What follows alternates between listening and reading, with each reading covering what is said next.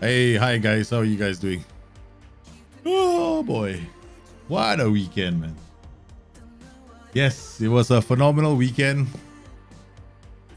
Well, when you get a bit angry and depressed and you feel like throwing darts at people like me, um,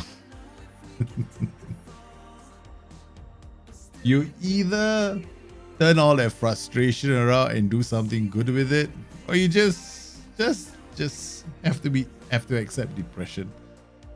Yes, Liverpool lost to Everton for the first time. I mean the most number of defeats we've had since the 20s. Yeah, we set all kinds of records this season. So, yeah. So what did I do?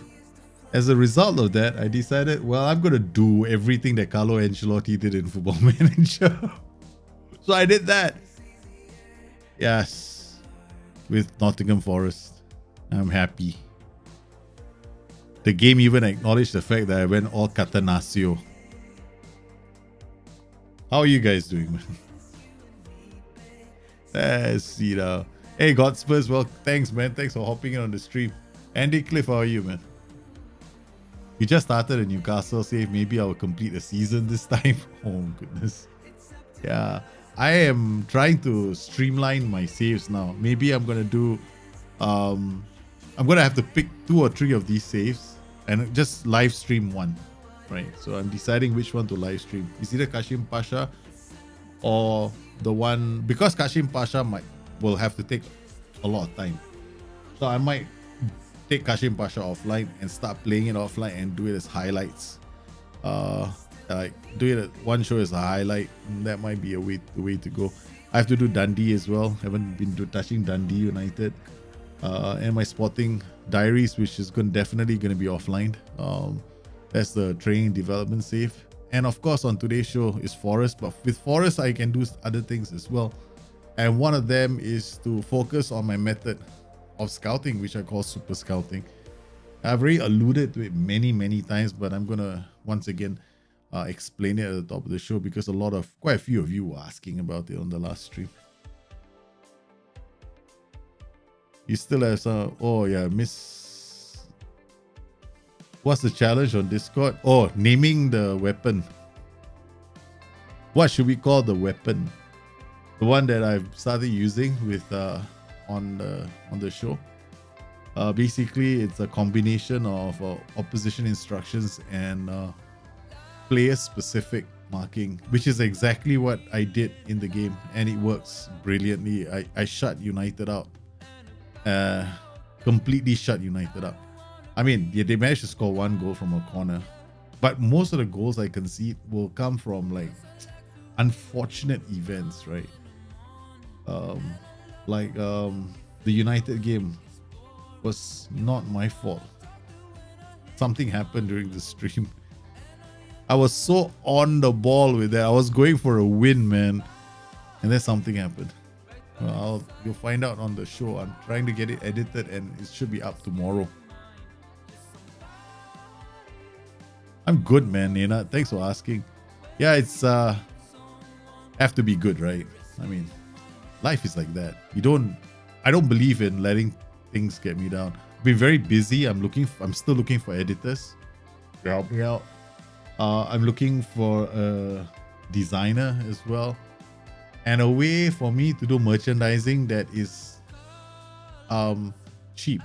Like, it's not cheap materials, but at least the cost of shipping and everything will be lower for you guys. I'm planning not to take a cut from it as well. So yeah, so I'm planning to keep the costs down as low as possible so that you guys can get the merchandise you've been asking for. So yes, that too is I'm planning to do. Yeah, finding an editor is damn hard, man, to be honest with you guys. It's not as easy as it sounds. Greetings, man. Andrekopoulos from Greece. Oh, Newcastle. Nightmare to manage. I'm sure it is. The owners are quite a pain, right? In real life. I'm not talking about the game. Ben, how are you, man? Patch should be out soon. What's today's date? Today is the 22nd, first week of March, most likely. Mr. K, how are you, man? Kashim Pasha, shirt number 10, Joey edition next. That would be interesting.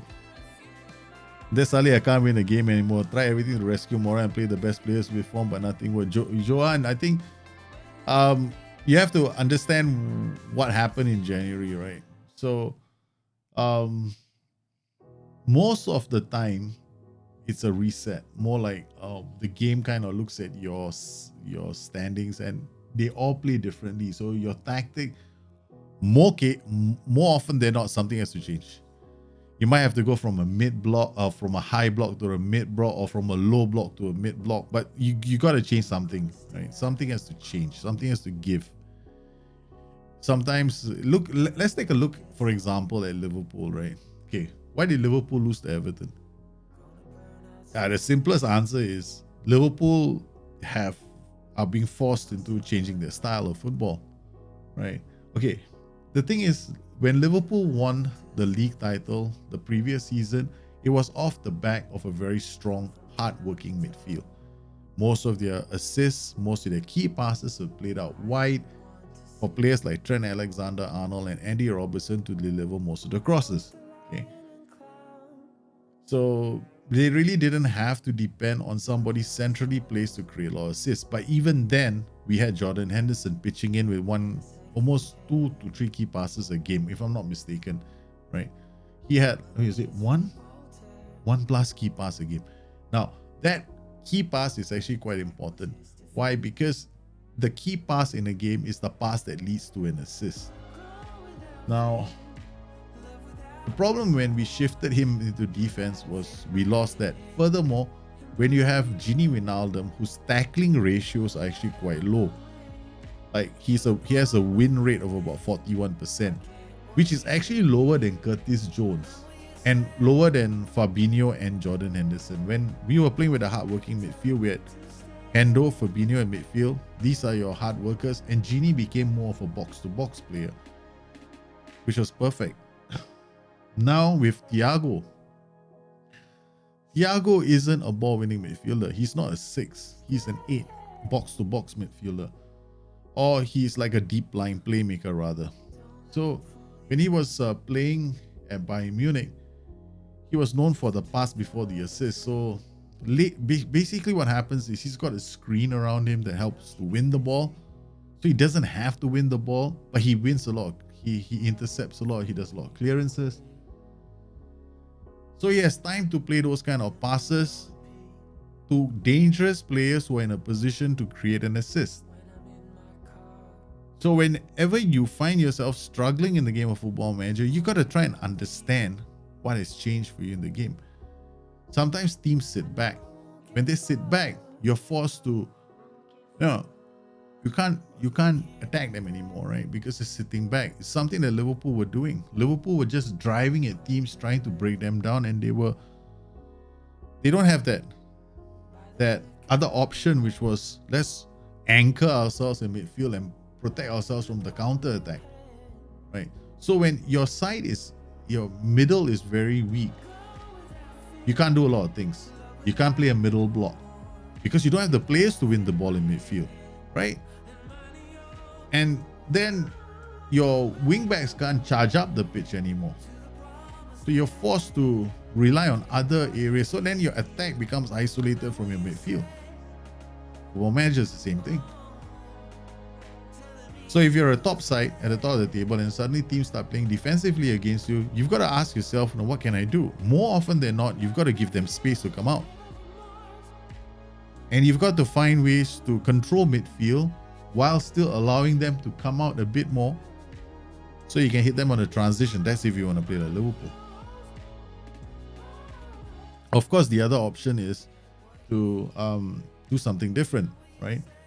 Which is to move them around and create overloads and try to exploit them down their weaker areas. Now, to do that, you have to be a really good team. What choice do you have? You have to look at evaluating your style of play. I won't say the engine goes up a level. Match engine changes to affect existing. So, to some extent, yeah, but not the match engine itself. See, the match engine doesn't really affect your existing save, right? That's a myth. The match engine does not. It's always been, how do you I mean, even if I'm not watching, okay, I'll be very honest, right? If I am, it's easier for me to play when I'm not streaming because my attention can be focused on the game like a hawk. Problem is, that's how you have to play if you want to win from November to January, right into February. You got to be watching the game like a hawk. You got to be spotting players who are not performing in the transition. You got to take them off. You got to be looking at, because players will start getting complacent. A lot of them start getting complacent in that period. The number of players I've seen get complacent in January is just a joke, okay? So then you got to think to yourself, okay, Frank, this guy is getting complacent. He's central to my system. What am I going to do? So these are questions that you have to answer. It's not a match engine change. It's just things happen in the game, right? And we're meant to adapt. And then if you start losing, that's it when the spiral begins. And it's the first thing you got to do is win the draw, which is the reason why sometimes I advocate understanding your system so that you can come up with a low, mid, and high strategy. That's it. I don't think it's ever going to happen, man. Mark's Banger is asking this question. Do you think that the next football manager will let us have a certain formation when defending and a certain formation when attacking? No, it already does that, but it does that indirectly. And SI is pretty happy to let that continue. Mife Joseph, yo, how low down under? How are you doing, man? Ooh, I love going to Australia. Man, my Facebook picture still has my trip to Sydney on it. I hardly am on Facebook, right? I don't usually use Facebook a lot, but I think the last profile picture of me was me in Sydney because my extended family lives in Australia. So we're in Perth, Sydney. Let me see. Right? Okay, we're all over the place. Perth, Sydney, Brizzy. Perth, Sydney. I got one strange uncle living in Canberra. Okay, don't ask me why people want to live in Canberra. I've been to Canberra before, and I went like, how does anybody live in Canberra? It's like there's nothing to do here. There is a fantastic Wagyu beef place just outside the airport. That one, I brought my wife to it. So we landed at the airport and I told my wife, the only good thing about Canberra is this Wagyu beef place. The moment we come to the airport, we walked there and I took her this Wagyu beef. I sat her down, you gotta try this Wagyu beef. And it's like a fusion restaurant. Can't remember the name now. Oh, my wife had that, and ever since that day, I can't stop talking about that Wagyu beef at the airport. Ooh, that's the only thing nice about Canberra, man. Don't understand how anybody can live in Canberra. The other city is Adelaide, where the party stops at 9 p.m. So yeah, man, I miss Aussie. Yeah, I love Australia. The Forest Save is back, man. This is by far my favorite series, man. Loving the Dundee shirt. Oh, man, thanks, man. Offbeat.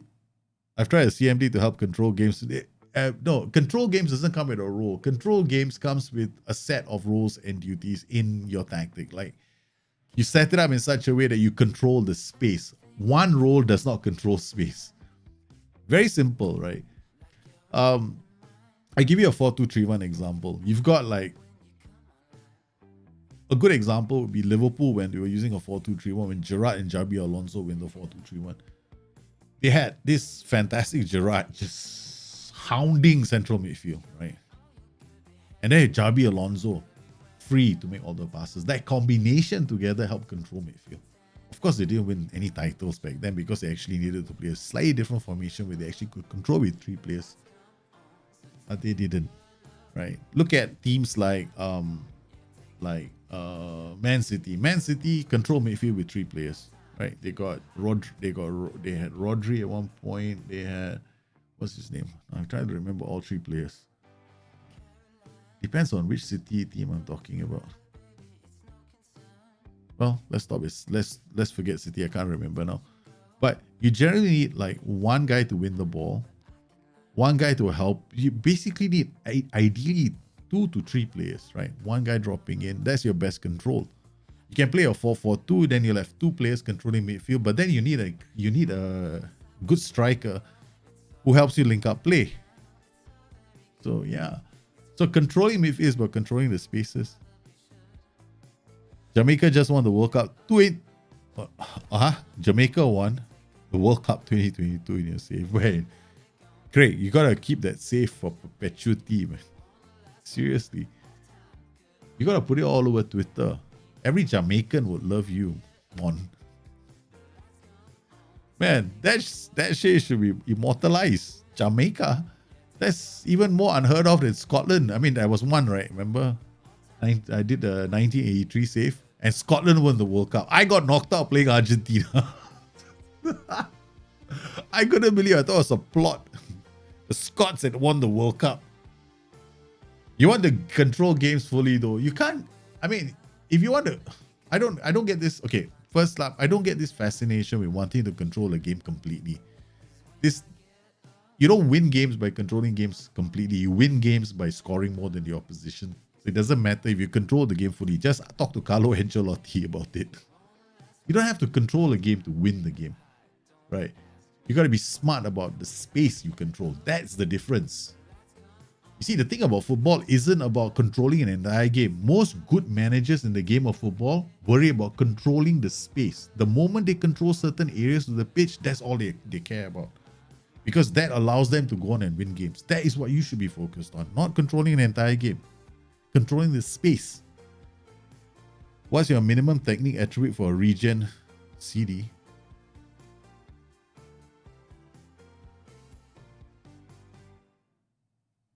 Nugent, you mean? There's no regions in the game anymore, right? So technique should be about 10, 11. Anything less, then he might have issues tackling.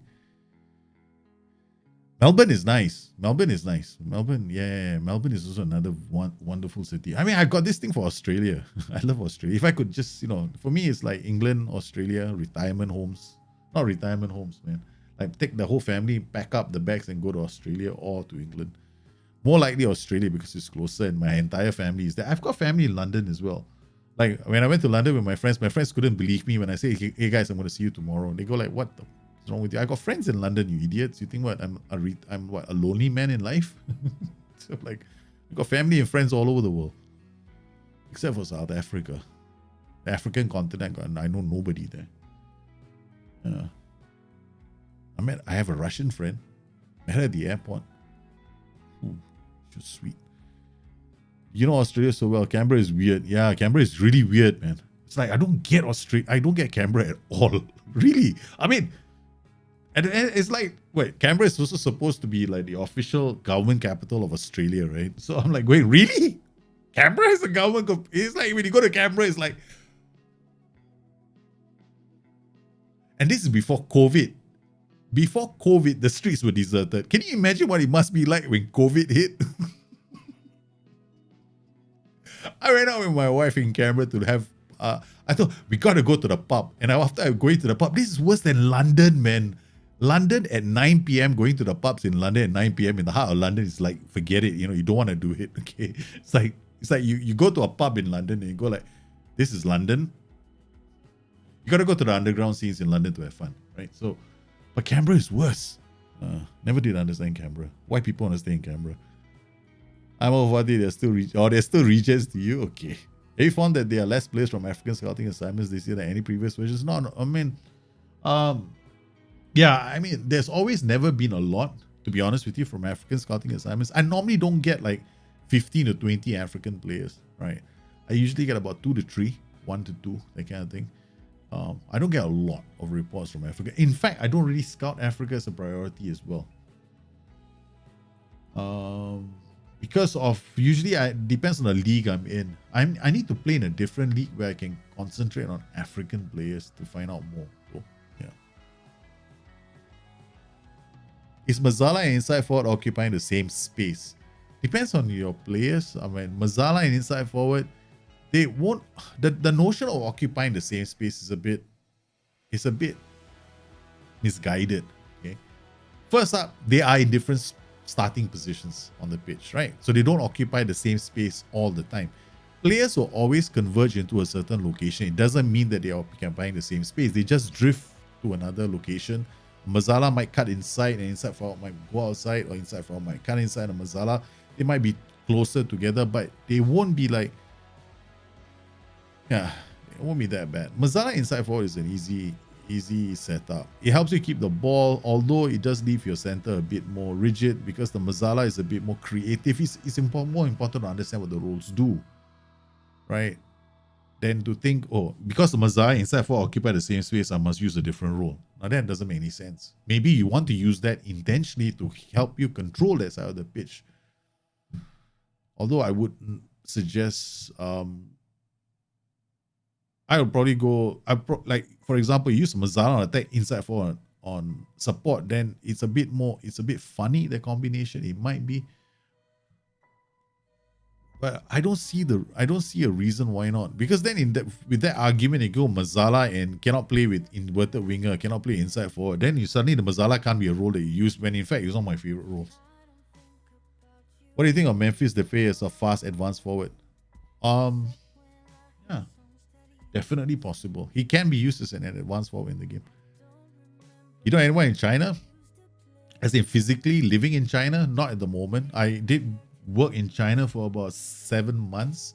I was posted to Tianjin to help set up the International Broadcast Center for the World Table Tennis Championships back in 1998, I think.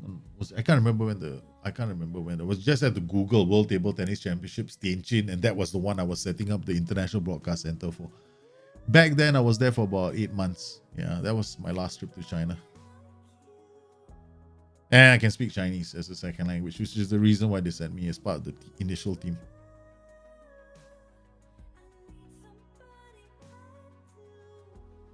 How can you decide when you're replicating it is support or attacking? Okay, you have to understand what support duties do and what attack duties do in terms of replication of tactics. For replication of tactics, you're looking for the movement to replicate the certain movement and of players inside the game. So that's what you're looking to do. So it depends on how you want to set things up. But is it support or attack? It's entirely up to the replication itself. Like if I wanted to create a replication for Man City, for example, right? I would probably be more in favor of using support duties, one support, one attack, not because that's how they play, but that's how it will look in the engine and how it will help with the movement of players. Like right now, they are using a strikeless system, right? So they were playing more like a 4-1-4-1 strikeless. So I would probably set it up to play like a 4-1-4-1 strikeless with a lot of attacking duties because it's strikeless.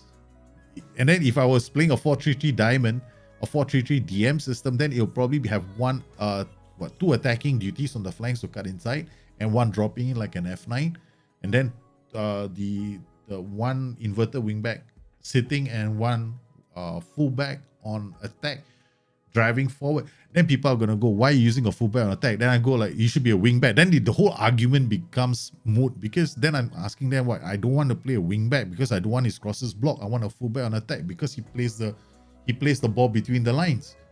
You see, then it becomes, how well do you understand the roles in the game? So the problem in the community, this is how I feel, is that too many people are hung up about the definitions. They look at the game definitions and they try to find a corollary in the real world, which actually shouldn't be what you do. It should be, let's try and get the movement on the pitch first and then worry about what to call that role. Because once you hit a couple of PIs, it leaves, and it's got player traits all over the place, stops being that role. Like how I used to use wingers, remember, with cut inside as a trait. Are you gonna make a video about your City replication? I'm gonna do more than just that. I'm doing something. I have a plan for the Man City replication. Well, your favorite two-man strike partnership roles: target man, advance forward. Hey man, I've got that. Okay, all right. Let's just pop in onto the stream today. We're gonna do something different, right? First, I've got to put my face on the screen because apparently it's taking a really long time for me to show up. Okay. Okay, what are we gonna do today? First up, top of the show, right? Because a lot of people are asking me about my scouting, right? So I'm just gonna focus on certain things, right? Scouting. Okay. I was just typing this just now because I'm on this page here. Okay. Now there's a notepad that's going to pop up, right? So essentially, when it comes to scouting, there are two things I do. First up, we've got our scouting center, right? This normal scouting center, the normal business. I do not use this recruitment team. I mean, the staff I do use, but I don't use the recruitment meetings at all nowadays. I just don't find it's okay for a while, I guess. It could be better. Right. I'm not a big fan of this, man. What I know is wingback dribbles more. Yeah, wingback does dribble. Like wingback just freaking he's on testosterone. He's like on steroids, dribbling away down the flanks. I mean, you can use wingbacks, but then you have to pair them up with like a role that doesn't dribble, right? Or it's going to be hanging about the flanks, helping him out. Then you get the wingback. Like for example, in 4-4-2, I like to use wingback and wide midfielder. Then I'm guaranteed getting crosses into the box. Okay, so basically what I do is, okay, for me, it's really straightforward, right? Okay, first up, we go into the game. Scouting center is your normal starting point, right? Okay, let's talk about the first thing we do when we scout. Now, when it comes to Nugents and in the game, I've got one very simple setup, right? It works. It's worked since like God knows when, and I'm going to carry on using it. It's the best way to scout. Okay, you specify attribute values. You go for 12 and 12, right? So natural fitness and determination. Why do I go for 12 and 12? Natural fitness basically tells you whether the player can last for more than 2 games a week. That's it. Now, there's so many games being played. Natural fitness takes a while for it to go up. Now, most players don't gain natural fitness after they're like 18 or 19. You don't see this climbing up a lot. So I like to isolate those players as young as possible. So natural fitness, determination, 12, because let's face it, right? For player development, you need 2 hidden attributes, 1 visible attribute. The 2 hidden attributes are professionalism and ambition, and the visible attribute is determination. You need all 3 for a player to have strong development. But ambition, you can afford to, like very ambitious, the player leaves your club. So it's always a toss-up. Like fairly determined is not a bad personality. However, I don't keep it. Why? Because it doesn't have professionalism, it doesn't have ambition. So I normally find personalities that are a good mix. So therefore, in terms of priority, it's always going to be model, professional, perfectionist, professional, what's the other one? Model, citizen, and resolute. These are my top 5, right? Everything below this can be mentored. And balance is very unpredictable, right? It's extremely unpredictable because the range of attributes is between 1 to 17. So I normally am like trying to mentor the crap out of these players. Fairly determined, very determined, iron will, and all these other personalities don't have enough professionalism and ambition. However, some roles, some fairly ambitious, for example, is not that bad because he has ambition. All you gotta do is mentor him with a player that's got good professionalism. Then he gains professionalism, right? So that's one way of approaching it. So that's for mentoring. Okay, so I look for this determination factor first because it's the only visible attribute I can control. So these are the 2. Then once I finish this, okay, I go to, okay, now this depends on how many scouts you have at your disposal. Do you have 1, 2, 20? If you have 1 or 2, then it's definitely going to be continent or region, right? But if you have like a lots of scouts, it becomes easier. So assuming you have lots of scouts, then I have favorite countries. I have a set of favorite countries. It's in my book already. Those guys who are supporting me on Patreon. And if you want to support the channel, I mean, yeah, by all means, become a member of our Patreon, become a YouTube member, and you get access to our Discord where there's a lot more discussions like this that go on, and yeah, and it helps support the channel. Anyway, but nations like, okay, I have favorite nations like the East European countries. We've got like Croatia, Serbia. One of my favorite African nations is South Africa, because it's never failed to give me a 5-star player.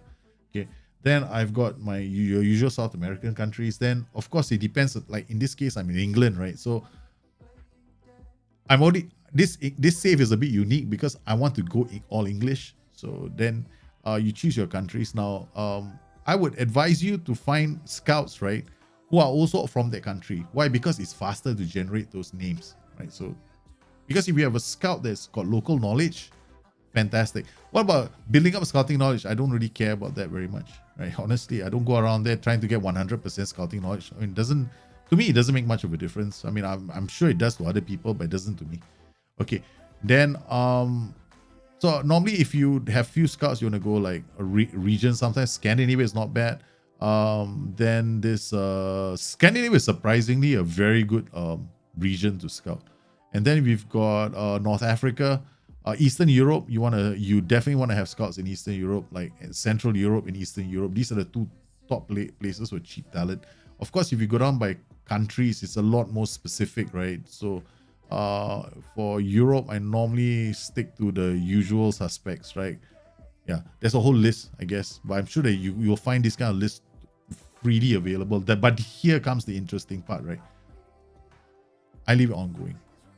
I will find like 5 or 6 countries that I personally like, and I leave my scouts there because it's what happened in a lot of cases right now. It's happening. That's actually I find that's more common right now, and it's more realistic. They're having a scout travel all over the world. I have some scouts that don't do this, but most of my scouts are going to be just parked in those countries or parked in the region, and they just spend all their time scouting. Now, then it's usually ongoing.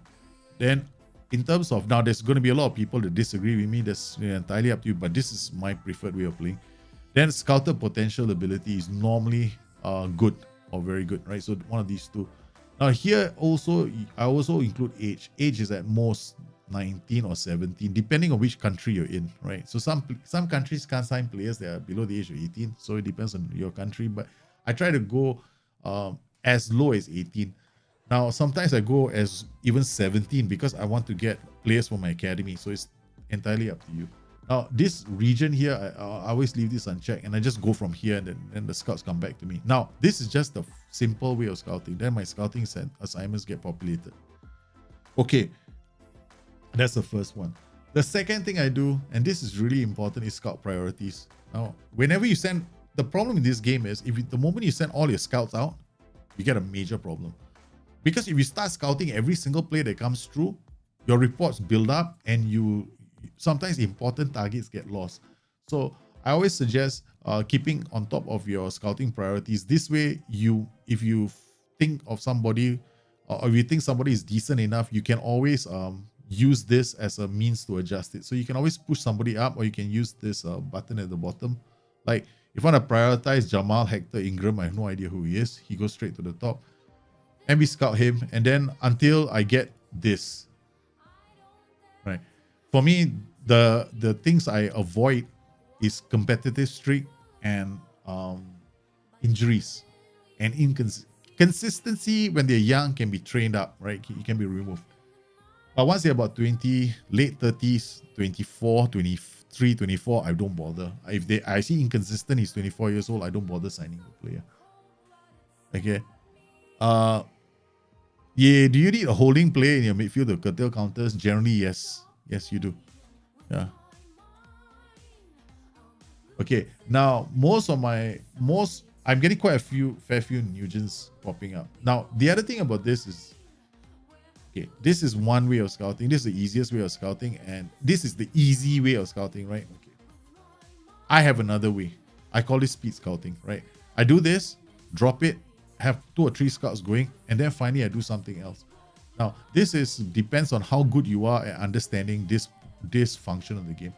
Okay, I like screen flow. Now, this is my screen flow. It's got all these leagues loaded. Now, I'm going to drop Bundesliga.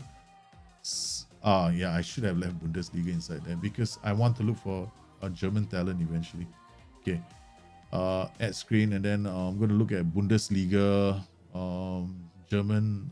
We can go German Youth Cup, the Division 2, the younger leagues, but this is screen flow. You add leagues to this. Now, this for those guys who are England, right? Now, I know depending on whether or not you are using the name fix. If you're using the name fix, this in England will be called the professional development leagues. Division 1, Division 2, Division. All these are the professional development leagues. Okay, so this is a professional development league as well. So all these are the professional development leagues. But if you're not using the name fix, then it will be known as Under 18s Division 1. So once this comes out, you add this, it will appear as your news item all the time, right? You pass a day and it comes in as news. Alternatively, this only works if the league's loaded, for FYI. If you don't have the leagues loaded, it won't show up. Okay. So here we go to the under 18s, for example. Then it'll pop up like this during the news. And this is where you get, this is how I scout. This is how I get my players into the clubs. Okay. So, but this presupposes two things. One, you understand football and analytics to some extent. But what I'm gonna do right now is explain some of these and make it very, very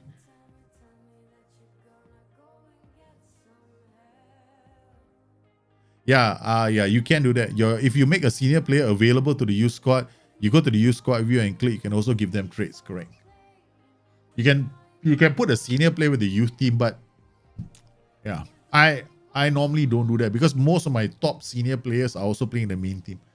Unless you have an older senior player who's not, you want to keep him in the youth team for a while. Yeah, I don't bother with scouting knowledge. Okay, so now let's take a look at some of the things, right? So when I come to this page, what am I looking for? Okay, there are certain metrics I'm interested in. This becomes the part where most people are either going to be still on the stream or they're going to start running away. Okay, so for me, I'm gonna talk about strikers first because in reality, in the real game of football, I'm looking at conversion rates versus XG per 90, right? This metric. But this metric is not available in the game because we don't have XG per 90. So I have to do my best is I look at conversion rate versus shots per 90 for strikers and then XG versus goals. Basically, if a player has a high XG and low goals, it means that he's damn good at missing a lot of easy chances. If he's got low XG and high goals, then the player is damn good at scoring really difficult chances. So sometimes looking for a nice balance between the two. Okay, so let's come in here and I come inside here. So I go to player detail. Now here, so we don't have all that information, right? So for example, I come in here. This is where it gets technical for some of you. Like I spend a lot of time, like I want to find a good striker. So who would I scout? I'll pick 2 or 3 players from here to further scout and maybe add to my track. And then if they leave the club, I might, sign them. So here we've got shots on target, we got goals. Conversion rate is basically 5 divided by 23. Gives you the conversion rate, right? So this is the reason why his name, Maurice Sterling, 5/23 doesn't appear here. You won't find him here. Because that conversion rate is something like 21%, which is not bad for a striker. Okay. So I normally look at this, like how many shots per 90 does he generate before he scores a goal? So this means that he's like, 5/23, 5 divided by 23 multiplied by 4.81 is about 1, right? So it's about 1. So then I normally look at this. That means 1 shot every 90 minutes, right? He gets 1 shot per 90, he scores a goal. So this guy's conversion rate is not bad, like 25%, right? So then we go down and start looking for players that have got like high shots and high goals, right? So I'm looking for players that I want to scout. So here I'll look this guy, Louis Bennett, 21/5. This is not a bad conversion rate. Okay, he does 13 shots. If I give him more shots, it might get better. It could be quite interesting. So his conversion is 3.2. So what I do is I come to Louis Bennett and I go and get a scout report on Louis Bennett, because then this guy might be a target for me to sign without even looking at his numbers, right? It's not that bad. Looking at him, he could be value for money for my club. So he could become a big target I go after. Right? This is how I look for strikers. The other metric, of course, is expected goals versus goals. This is 2 goals from 4.47. Philip Cohen. This is not a very good conversion rate, to be honest with you, right? So then we got Maurice Sterling, 4.23 in line. So it's not that bad. He made 3 appearances. Expected goals was 4. He scored 5. So Maurice Sterling is actually quite a decent target. But this is another way for you to scout for players. Like for example, we've got expected goals 3. He scored 2 goals, made 7 appearances. Not that bad. Then we want to look at shots on target. 3 shots on target. Didn't get a lot of shots on target. But, from the few shots they hit on target, he didn't do too badly, right? So, Gary Brown, I'll get a scout report on him. So, this is one way of doing it, right? I know some of you might be tempted. I don't know what to do. I'm going to scout all of them. Of course, then you run into trouble. right? So you got too many. So here is where I try to do things differently. Now, for those of you who are Excel babies, right? You know your Excel from your Word. You know exactly how to manipulate macro information and data, and you can do scatter plots. Oh man, you're gonna love this because you can actually extract all this information into a scatter plot. You can take this versus this in a scatter plot, and then get your strikers. And for you, those guys who understand it, fantastic. I'm working with some guys who create some scatter plots for you guys, right? So once I get those done, I'll share them with you guys. Okay. Now, what about strikers? You've got this. So now we've done the strikers with good finishing, right? Okay. What about strikers who are all-round players? Like those guys who are like, because strikers putting the ball into the back of the net is one thing. But what about the guy who links up play, the guy who brings others into play? How do you know a good striker? Or basically now we're looking for a good striker who can link up play. Then you're looking at something which is slightly different, right? So we're looking at pass completion versus key passes per 90. Now, this is where if you are good at scatter plots, this will be handy. Okay, so I'm looking for strikers who have got good pass completion, maybe it's at 85, 90, because there's no point having 85% pass completion and your key passes over 90 is like really paltry, right? So, or you might have really high key passes per 90, but your pass completion is terrible. So, what you want is a nice balanced player. Why is this important? Why are key passes? Key passes are the passes that lead to the assists. So vital in the game, right? So I go to the attacking players again. Then what I will do is I look for strikers with good key passes, right? It's per 90. Okay, now we come in here and I look for strikers with good key passes. So this is where you need to go in and go like, okay, who's a good striker? Then Alistair Gillis. Okay, he's got 2 key passes per 90, right? Okay. 2 key passes per 90. Then I'm looking at pass completion numbers. This is where, you know, if you're familiar with scatter plots, then you can actually take this information and lay it to the second set of information to get yourself a scatter plot. Then you'll find out who are the players who are fairly good. But if you don't want to do that, then just go to Alistair Gills and see whether his name pops up in key passes. Here you got key passes per 90. Then you're looking for pass completion. Where is the pass completion? Pass completion, right? So we're looking for Gillis. Strikers. I mean, I got a lot of midfielders in here. So you're looking for that striker to see whether other strikers appear in the high pass completion numbers. What you want, or the other option is, of course, you just go to Alistair Gillis and look here. Pass completion numbers, 87%. This is really fast. That's not too bad. 87% pass completion rate isn't that bad, right? But that's non-competitive matches, so you want to be tracking because the numbers here won't have everything. They don't give you the top. There we go. Pass completion, Alistair Gillis, 86%.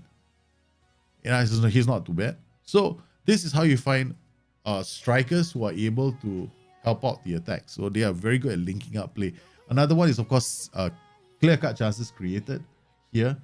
Okay, versus something like assists per 90, right? So you got clear-cut chances created. So this guy has got 29 clear-cut chances. So you want to take this number and you want to divide it by appearances. That's per game. Then you take that number and then you look for assists per 90 to see whether this name also appears under, because clear-cut chances created and assists per 90 is not that far apart, right? But assists lead to because assists is counted if somebody scores a goal, right?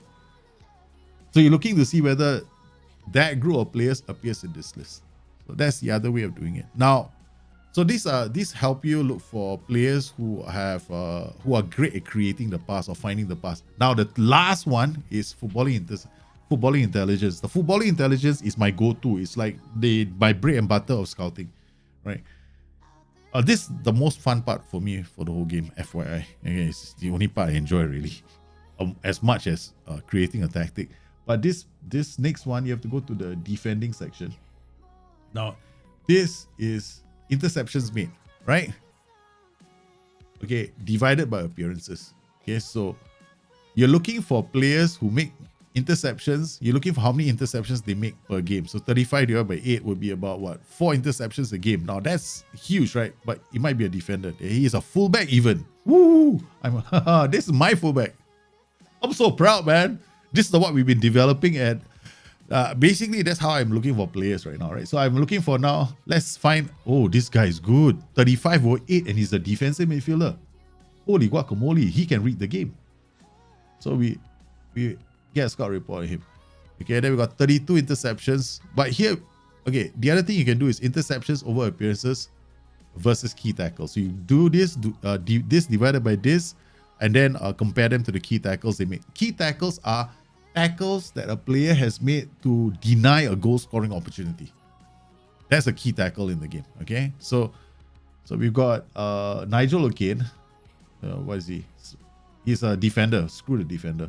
Okay, I don't do defenders. I only interested in fullbacks and defensive midfielders because I want these guys in midfield because these are the guys who can break up the play. I don't have to depend on my back line to do it, right? Of course, once in a while you want defenders with good interceptions, so they are like a Yup stamp of football. So we got Junior Kendall, Aston Villa's Junior Kendall. Now this guy is not too bad either. Look at this, right? He's got 29 interceptions in 8 games, which gives him about 3. He makes about 4.75 tackles per game. 7 key tackles. This guy is in the right place at the right time. So even if he reads the game, he breaks up play. That's about 3 clearances a game, right? And he also has the gumption to go there and make a few key tackles. Okay, Junior Kendall. Report, get scout report. So this is the quickest way for me to find. In fact, I depend on this form of scouting more than the other form of scouting. When the scouts come in, oh, we got 80%. Now, once those initial scouts go out for those reports, right? I only send like maybe 5 or 8, right? I do this because the competitions are up all the time, right? And sometimes I might want, and this is very, very useful for leagues like Turkey, where you or the Basque leagues, right? Or the Basque teams where you can only sign players who are of Basque nationality, or Turkey where you have to sign Turkish players. Whenever you have those kind of constraints, then having a system like this allows you to find players by nationality so much more easily. And yeah, man, how do you think Joey ended up at Kashim Pasha? That's exactly how we found him. Is your fluid versus structured video work on FM20? Fluid tactics are tough, man. Fluid tactics are tough to set up, right? So it's gonna be a bit. You have to make them flow a lot more. You gotta control matches. It can be done. I mean, I know Jahid has managed to create a lot of fluid tactics that work. But the problem with fluid systems right now is that these guys are always watching. Okay. When I created Liquid, they were pretty fast to work on the system because it exploited a lot of vertical movement. So this season, what they've done with they added slices, right, to the game. So when the slices now, players can make decision making, it really helps. So what we want to do right now is create like a fluid side and a structured. So you set up your tactic in such a way there's one side that's fluid and one side that's a bit more structured. So this side holds up the ball, creates a lot of the problems with the movement, and this side does all the attacking. So that works. Yeah. Okay, so here we go now. All right, so I've got this tactic, which is my fly-by-wire counter. This is last couple of matches, right? We drew against Milan. We drew against Manchester United. But this match was epic, man. United's XG was so low in this game. 1.48. Their first half XG was less than 1. We kept them shut up. I mean, they had this great start, and then after that, this is us, right? Wait, which one is this? Is United. All the way. We shut them up. We started out really well. A counter-attacking style of football. Okay, so here we go. So now my next. So we just rested. Yeah, I would. And Medovic will do that on Bring Your Tactics, right? When we do the Bring Your Tactics on Mondays, right? So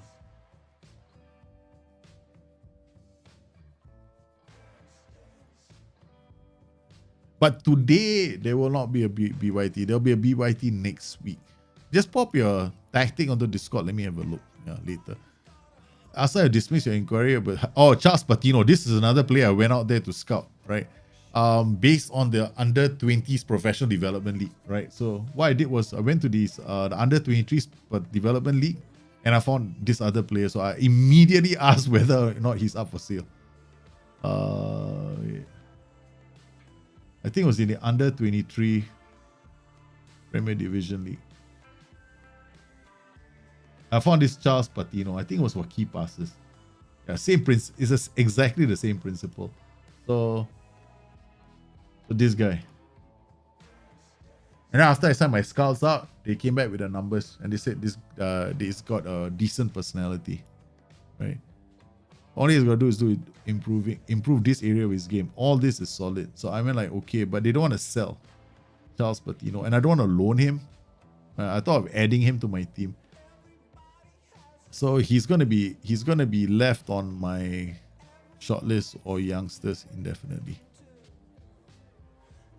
So if he ever decides that he is not happy there, we'll swoop in for him. Oh, now Reyes doesn't seem to be sold. There's something getting him down. I think it might be worth giving him a new contract. What the hell? Ari, you ask that every day, man. That's the second time you were asking for my skin. Every stream I come, you ask for screen colors. There we go. Okay.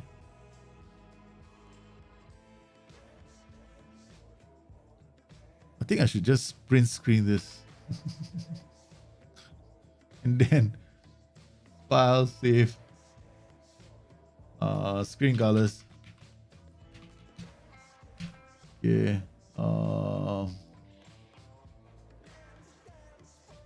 Just put it in. Oh, not here. This is for my next show. Put it here. Okay, where is it? Share. Twitter. Hey Ari, here you go. Okay, it's on my Twitter. So all you gotta do is make sure that you're following my Twitter. Okay? It's on Twitter already. There you go. Your tweet has been posted. Alright? No worries. It's on my, if you're following my Twitter, then it should be there. So it's easier now for you. Okay? I don't use, I've stopped using TCS. I'm just using the FM dark skin. There we go. Base dark skin version 2. And I just put the panels inside it. I'm disappointed. Andre Novakovic. Even to physio. Training. Mentoring. I've got these players in here. See, fairly ambitious, resolute, fairly... So what I have basically is this temperamental player and this fairly ambitious player. I'm hoping that they get influenced by Mr. Resolute. Okay. So his estimate influence is none, right? So he's going to be influenced a lot by these three guys are all going to be influenced, right? So these two players have an influence on the whole group, resolute and fairly professional. So they're going to all be affected by this. Then I got fairly professional, fairly determined. This is a toss-up. I don't know who's going to win the day. I should actually remove him. Okay. Now I got fairly professional, balance. Because fairly determined is a pain in the ass. Okay. Then we've got over here fairly... I got nobody in this group, right? Defenders. Because I don't have a solid defender who's got a solid personality. So let's see. I got Joe Worrell balance, Lolly, Figueiredo balance. This is a defender. Fairly ambitious. But it's about the only defender I have here. Then I got useless Lyle Taylor, who's fairly determined. Then let's see who else I've got. Influential players. Jenkinson, also fairly ambitious. Dominguez is balanced. Duhaney is balanced. So no use here. Yeah. So in terms of mentoring, this group, it's like, I might as well just, I mean, fairly ambitious is still better than unambitious, balance and balance, right? So it's like worst case scenario. But let's see if the combination of these two help out. I mean, yeah, there's nobody else, ideally. I mean, Not like I got the best of options here. Okay, let's look at one of my favorite players, right? Oh, this guy temperamental. I'm gonna have to make him. He is available. Yeah. Squad available for under 20, available for 18, 90 minutes. Yeah, he's there. Okay, Finback. He's developing quite nicely. Right. I tailed off a bit too, so we're gonna have a. I don't know if I've already had a.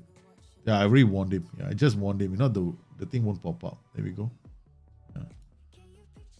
Then I've got my other one, this Simranjit Singh Tandi. He's not doing too badly. He's developing quite well.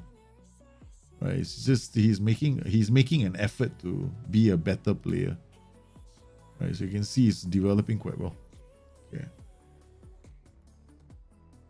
So we're gonna have to get these players and make sure that they all go in the same direction. So like this, sometimes I've got no time, right? So all I do is I look at things like come in here. Once I want to start scouting, I look for the same guys or interceptions made. I'm always on this interceptions made hunt for players. But sometimes you get some really good bargains in the lower leagues. So Bobby Coppin, defender on the right. Ooh.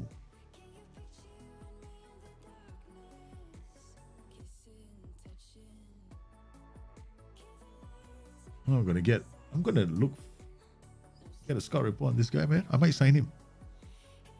5 appearances, 20. That's 4 interceptions a game. I know the league is not the same level, right? So that's the argument most people are gonna have, right?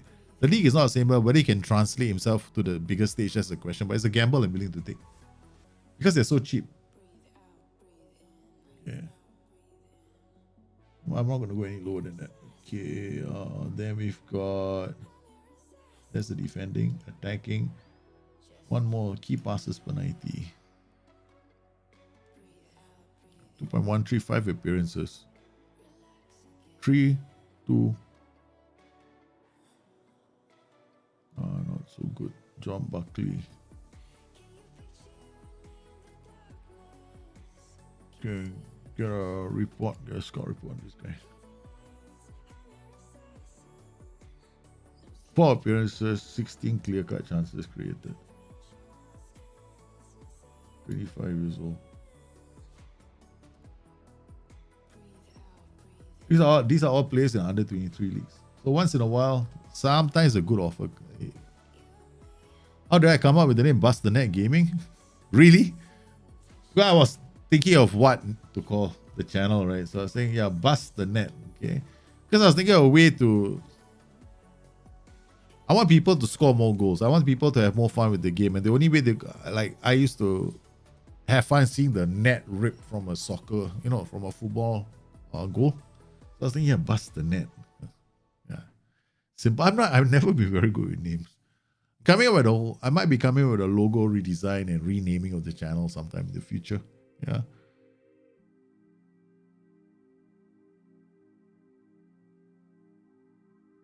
Flick has been watching. Hansi Flick. Oh man. Hansi Flick, yeah, you never know, right? What they do. Jake Taylor, under 23s to not they're too old, yeah, apply. This is if they're too old, they might as well move up. Could be a risk to the under 23 squad. Simon Byrne. Goalkeeper, yeah, definitely.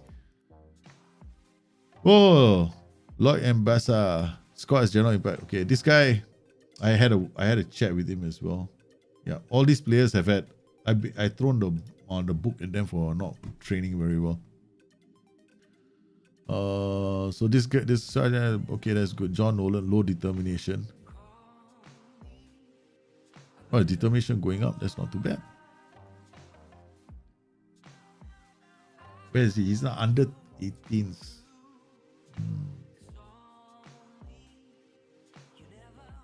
I don't really see any potential for this player, so I'm not gonna bother.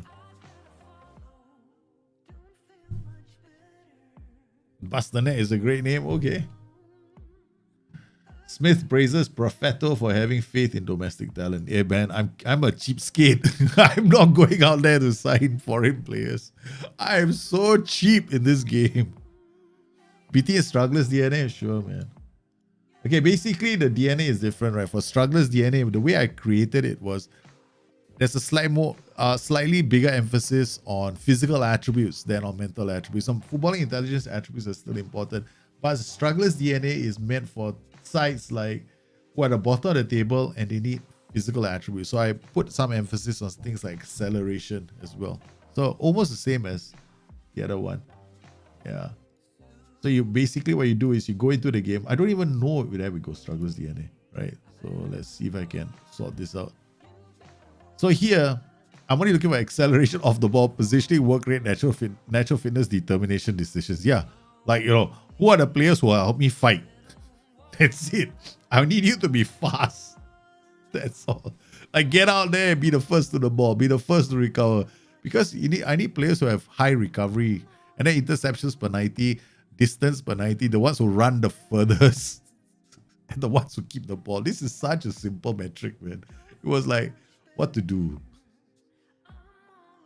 It's those kind of situations where I have a headache, right? This compares differently to this, which is a bit more deep dive. This uses you can use this for strugglers as well if you wanted to. It's got more information here, especially when it comes to the mental attributes. But if this is not strong, that's why this has its own column: acceleration, jumping, stamina, work rate, as compared to this, right? So if let's say if you have you're a lower league team, or for example you are at the bottom of the English Premier League and you want to climb your way back to the top again, right? Well, I will look for these guys first. Who's got the highest work rate? You don't play for me. Okay, all this work rate 7 don't play for me. I look at all the work rates, then I look at all the acceleration. I worry about this next. Yeah,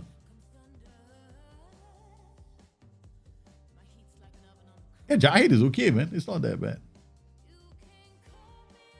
It doesn't have to do anything with football, right? Yeah, when you want to brand your channel, don't worry about logo so much. I know the name is important, but don't worry about the name as well. You can call it your own name, the channel. Be yourself, be your own person, that kind of thing.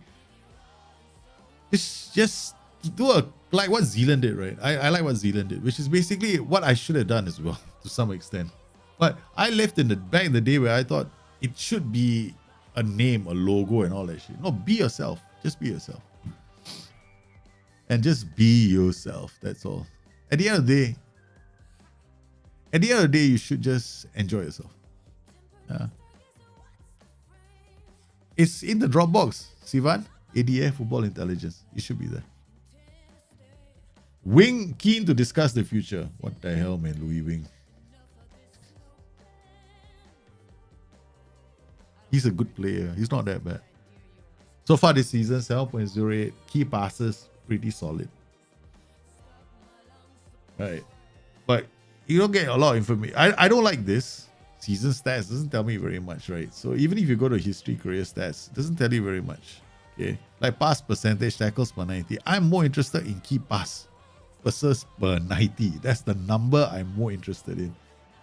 Okay, so then you got to analysis. No, sorry, stats, right? So we got see, you don't get any of the information here. See where they got key passes 0, no key passes, no key passes.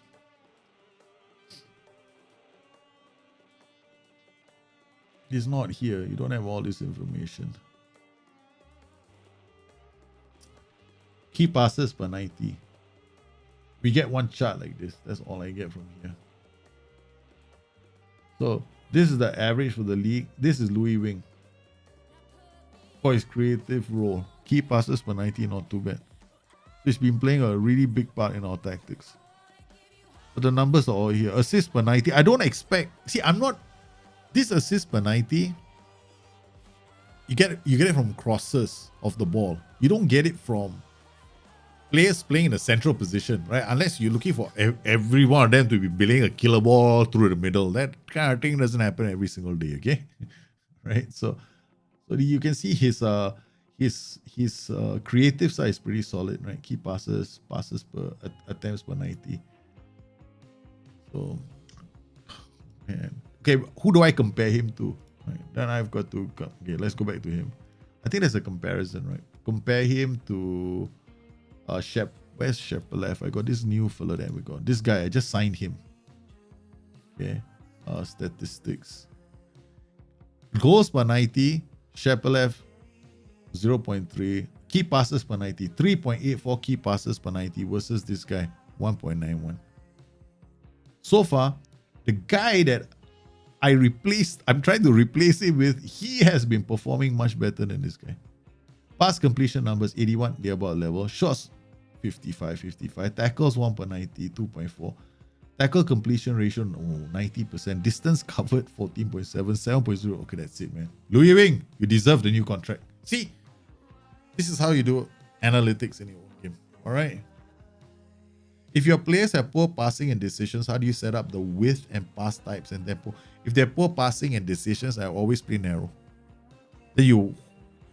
But it's going to be tough, right? Because then you're limited. Tempo, I'll play it.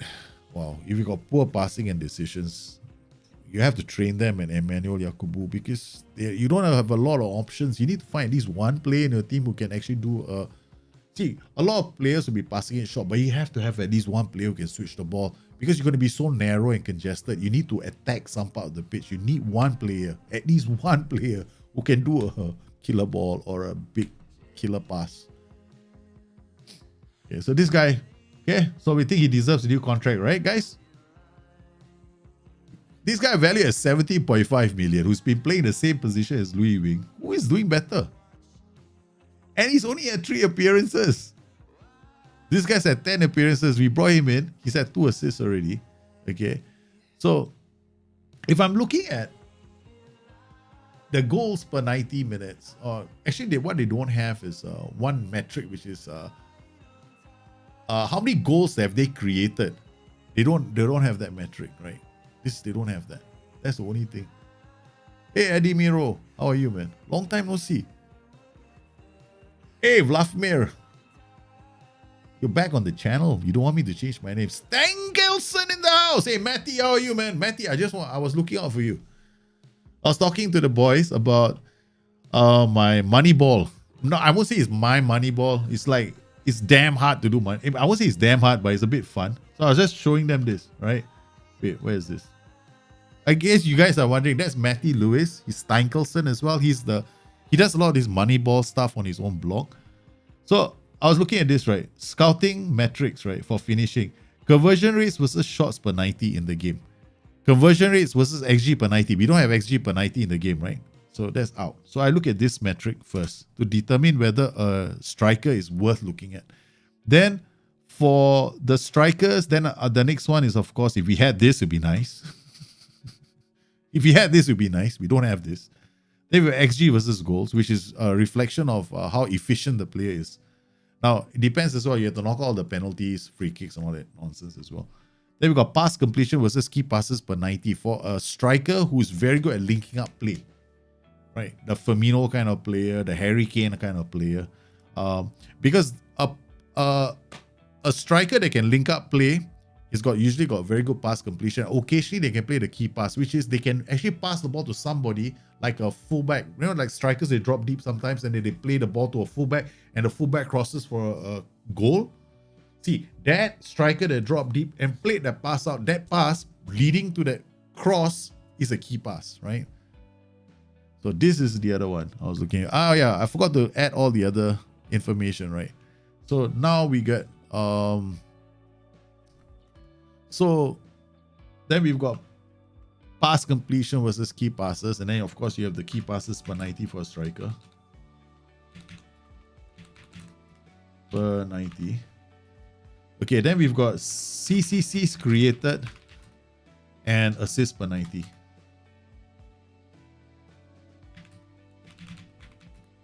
Per 90 for strikers. Because strikers are in a position to create assists, right? So this is so if I were to take this group, right, this entire group, call this A, then this entire group, call this B,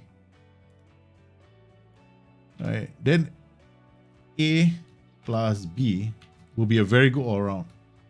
It will be a very good all-round striker. If I can find the right balance.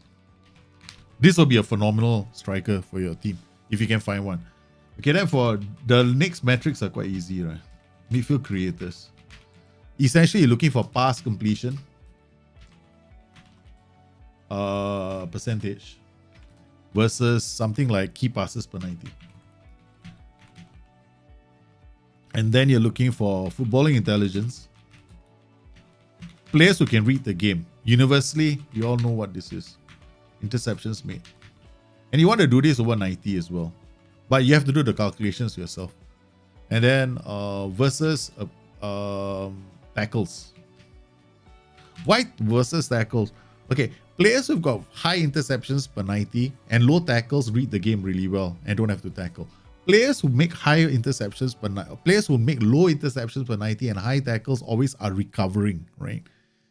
Then you've got high interceptions and high tackles. Now these guys are very good at reading the game and also can be relied on for the tackle. Very valuable as well, because they then symbolizes that these players have got very good technique. Exactly right, Matty. It's got the best way of doing things. You don't have to use... I hardly nowadays actually depend on my scouts recommendations. See, what I normally do is I use this and then I go to my ScreenFlow, right? So I showed you guys ScreenFlow just now because that's where you're going to get all the information from the game. I mean, if you have the leaks loaded, you don't need ScreenFlow, but this is one step too many, right? So if you have leaks loaded, then the information is always going to come to you. Then you always know, oh shit, this guy's like really leading the scoring charts. So let me go and find out a bit more. So like here we've got Diego Jota playing for the Liverpool under-23s. Shots on target 6. I mean, expected goals 2.61. So basically you're looking at conversion rate, right? So it's like, oh, but you can't tell from conversion rate from this. Conversion rate is over here, right? So it's like goals, shots. So it's this guy's 3/4. Holy cow, who's this, man? He's had 4 shots on target, scored 3 goals in 3 appearances.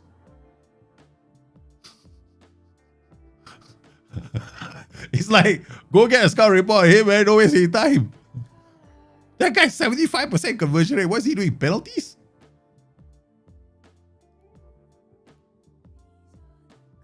No penalties. Holy cow. So, see, this is how you use the metrics in the game, right? Because this is obscene. It's like, he said, so the question is how many more, because, you know, so what is this XG, right? So let's look at XG for Musa, right? So you want that number and you want to compare to expected goals, right? So to see whether he pops up in expected goals, right? So does he appear here? He doesn't appear here. So his expected goals are actually very low. So he must be scoring some real blinders, right? So that's one way of doing it. So yeah, if you are into all this kind of stuff, it's a lot of fun. But you gotta do your work and you gotta spend some time coming up with a system. I have my system already, but I can definitely say that it's gonna take a while for me to fine tune it. And I'm gonna try and work with guys like, hopefully guys like Matty and a couple of others. What I want to do is I want to create all these metrics, right? And then I want to work on creating something for you guys. Hopefully you guys can go use it, but you have to extract the information from the game. This is quite easy actually. You just go Control P, right? Text file, export it as a text file. Like you can export these, there's not too many fields. So you export the fields and then after that you have to extract the fields that you need into 2 sources, right? Okay, you either do it in Excel or you go to a site like Tableau Public and do it there. And you can create scatter plots and all that stuff. But it's gonna take a while. For me to do this. I think I just heard my wife. The last time my wife came calling, right? 85th minute of a game, right? I'm leading 1-0 against Manchester United. There we are. I'm doing it. We're about to win. And then the door opens and the first words out of my wife is, honey, I've been trying to call you for the last hour. Why didn't you respond? I lost concentration in the game. Yeah. And United equalized. Because I forgot to close out the game. Because normally I close out all games, right? 5 minutes to go. I have a strategy all the time for 5 minutes to go. Exactly what I do. I do my retain possession shouts, right? I go narrow. I increase time wasting. I reduce the width. I pass it short. I don't play pass into space, right? I might leave my defensive line and my line of engagement standard. It's like, damn. I don't know how many must happen to all of you, man. Hey, FM Stinger, Neil Davidson, welcome to the squad. Thanks for joining the community, man. I didn't hear that on the alerts. Hey, don't forget, FM Stinger, you're gonna get an invitation very soon via email to join our Discord channel. So, make sure that your YouTube is connected to Discord. That's all you got to go at the connections. Make sure YouTube is connected. If you're already a Discord member, just make sure it's connected so that your invitation is direct and you get invited straight to our Discord. Welcome to the squad, man. Hey, Rocky, how are you? Yeah, interesting on what you're doing on today's show. Yeah, I'm only doing this right now, right? I'm only doing this scouting system. I love. It's changed my game completely. It's so much more fun. I don't do the scout. I mean, the normal way of scouting to find new gens, it still works, right? Natural fitness, determination, like you'll have so many top class new gens coming. You'll be coming to your ears. It's just like just too many, right? But I like this because, like, what if I don't want to play that way? I just want to use analytics in the game. Now, there's certain analytic numbers that are missing, right? Expected goals per 90, expected assists per 90. I remember doing a feature request with SI. I'm going to add expected goals per 90 because I don't see it and I would like it to be in the game. Then you can do an expected goals per 90 versus conversion rate and bang, we got it. We don't have to go too many places to find out who's a good striker. Can you do a short video explaining this on deep level for Joey like me to understand? Then we have to load Joey. We got that we have to go back to the show where we are analyzing, looking for the Wonder Kid, remember? Because all I look for key players, right? Okay. What do I look for midfielders? Very simple. Key passes per 90 and pass completion. Why? Two metrics only. You want a midfielder to complete his passes, meaning he doesn't lose the ball. So you want somebody who's got high pass completion. And you also want a midfielder to have good key passes. Key passes per 90 means if he has got like one key pass per 90, like one key pass, man. Actually, a defender does that, okay? But if you have like 3 or 4 key passes per 90 for a midfielder, what does that mean? It means that 4 of his passes lead to an assist.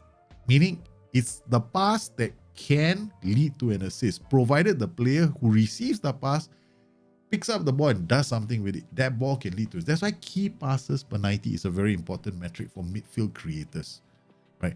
For strikers, you're looking at conversion rates, which is the easiest metric in the world, which is like the higher the conversion rate, the better a player is at scoring, right? So problem in the game is conversion isn't the only number. You look at conversion rate, you look at expected goals, you look at things like pass completion, because you what's the use of having a striker? All he does is score the ball, but he can't pass the ball. So yeah. PPDA and packing in the game. Man, I don't think PPDA is ever coming in. Because PPDA is subjective, because it depends on the formation that you're playing in and the line that they're using. Because PPDA works within a zone, right? Of like this is the zone. They're playing a low block. PPDA for a low block is different from PPDA for a high block. Oh, your new gen? My new gen? You still haven't seen my new gen in the game? Oh man, I'm sad. I'm currently working on a web app that will do with it. Oh, Luis, please. I would love to, I would love to hear from you, man, Luis. Because if you're doing a web app that will do data visualization for the game, it'd be fun. Yeah, because I'm working on the same thing myself. I'm working with a couple of guys as well to do this because we want to. I think it would be great for the community if they're able to visualize this information.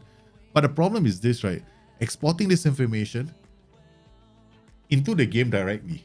But that means you have to create an application that sits on the game. And I don't want to. I find that putting an application that sits on somebody's computer, extracting information from the game and putting it up to the web. Some people might not like it. I don't like it. I don't want it at all on my system.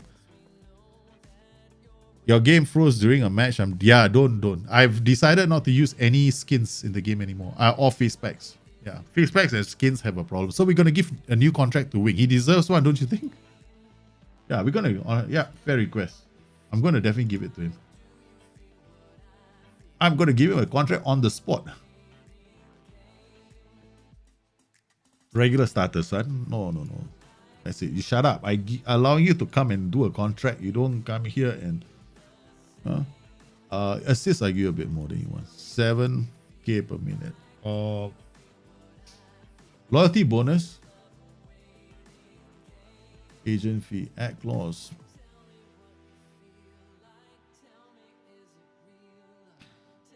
Okay.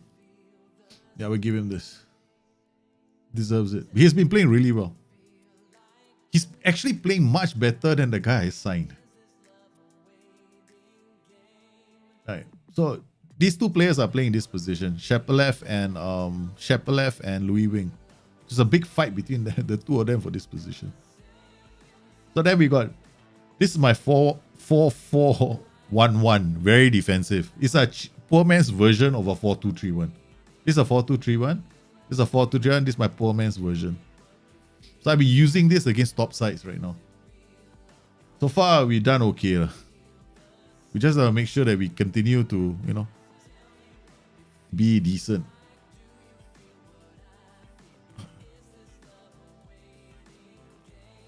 You seen my denusions on Discord? I will. I saw I saw this.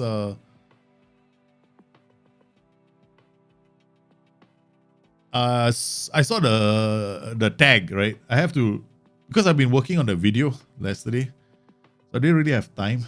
Joe Worrell, McKenna, Nokovakovic is injured. Because I'm trying to get this video done on the next video I'm doing is what's the next video I'm doing? It's on opposition instructions for you guys. Oh man, FM Stinger, welcome to Discord. We hope to see you on our if there are a lot of things, there are applications, there are draft mode I haven't been able to play this week. Yeah, we do draft modes on weekends. Okay, so we've got these guys are fine to play, man. Okay, set pieces. I don't know. Let's find out how the set pieces look. A lot of the players just came off a bruising match against United. What else have I got? Okay, a lot of these. I got too many players here now. Okay, wait. Ariata. Okay, I'm gonna move you to the under 23 squad. Okay. You're suspended. Okay, he's injured. I got too many youngsters now. I'm mentoring them. Organ Surrey and the rest. Okay, unavailable. Bang. But he's managed to play a few games. Yeah, but his development is gonna stagnate. I think I better put him on loan. Yeah, better put him on loan. This guy is not gonna do well. He's gonna stagnate. Like there's no. Yeah, definitely. I'm gonna have to put Organ Surrey on loan.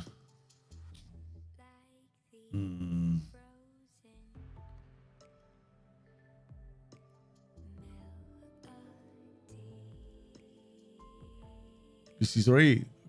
He's got the club. HGC already, right? Dominguez is doing okay. He's not that phenomenal at the moment. He's been playing okay. He's been linking up well. Training really well as well. Just joined the club. Average ratings, so. Because we've been playing very defensively lately. Right.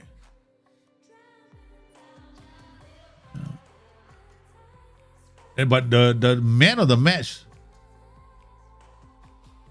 was this guy, man. One of the matches I played. Simranjit Singh Tani, I mean, my man of the match. He was clearing and intercepting everything. So we're gonna have to. We got Ribeiro here. This is too defensive at the moment. I'm gonna ask him to play here. Then Ribeiro here. Give Anthony Robinson a break. I have this player, Nuno De Costa, so unhappy like there's no tomorrow. Shepelev, Duhaney. Okay. See? Simranjit Singh Tani lacking sharpness.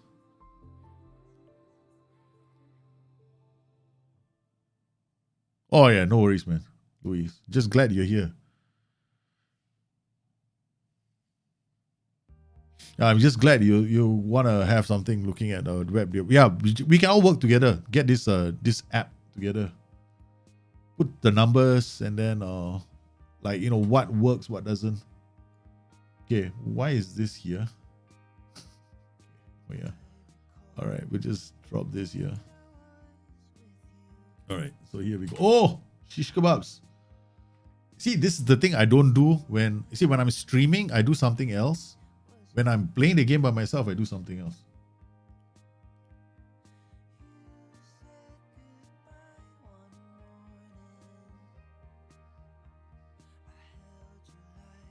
Long shots 13. Grealish has got this monster of a long shot.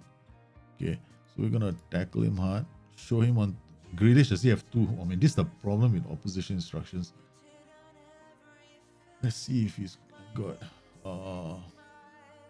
fairly strong, very strong. He can, but he's probably right-footed, right? So show him to his weaker foot.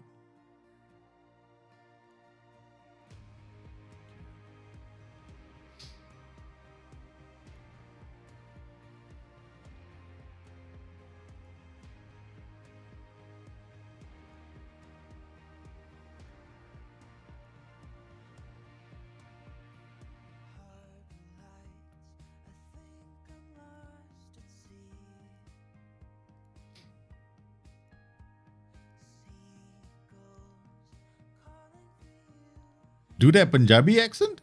What Punjabi accent? Ayo, you boys are asking me to talk Punjabi right now. It's not a Punjabi accent. Punjabi accent? I'll call my mom, start speaking to her. Then I'll have a proper Punjabi accent. My mom sent me something hilarious, but I'm going to share with you guys on the stream very soon. All laughing and laughing and laughing. I mean, I thought my mom, my brother taught my mom how to use WhatsApp, right? And now she's sending all kinds of funky videos over. She's got everything. She misses us because we haven't been able to visit her. But I'll show it on. I'll link it on. I'll probably edit it and show it on the next stream. But she's so adorable right now.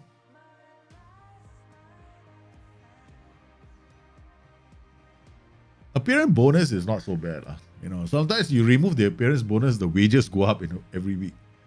And then you don't use them and then I'm rotating him a lot, so it's not so bad. It's between Louis Wing and Shepelev, these two players are playing that role at the moment. So lately I've been into this, I'm playing this very aggressive block at the moment with a lot of the teams. Not very adventurous, just sitting back hoping to hit them on the break. So sometimes it pays to watch comprehensive highlights. So all we do is sit back, long ball over the top, get somebody to play the shot, and then, yeah, some simple. It's not overcomplicated. I just don't want them to lose the ball now, man. Oh, man, that was a good build-up. Wing getting in for a shot. Okay, that calls for an encouraging shot.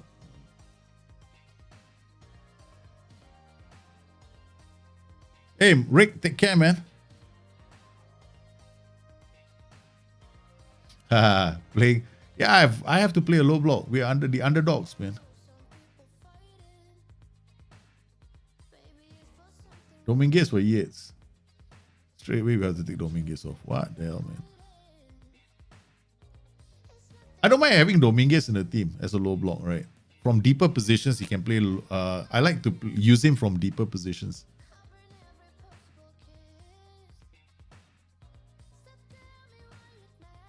This is how we used the 4-2-3-1 last season, low block, and got into the Premiership. This season, we've had a bit of a wonky period. So I'm trying to come up with a poor man's version of a 4-4-4-1-1 like this, and go with that. All right, this is a poor man's version of a 4-2-3. What am I saying? Yeah, then we go fly by wire.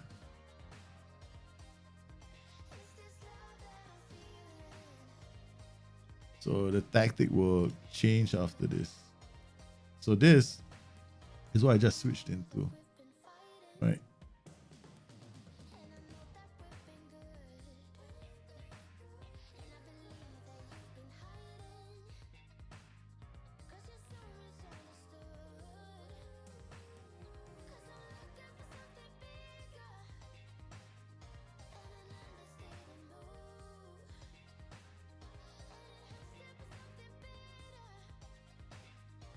How do you get as many screens as me?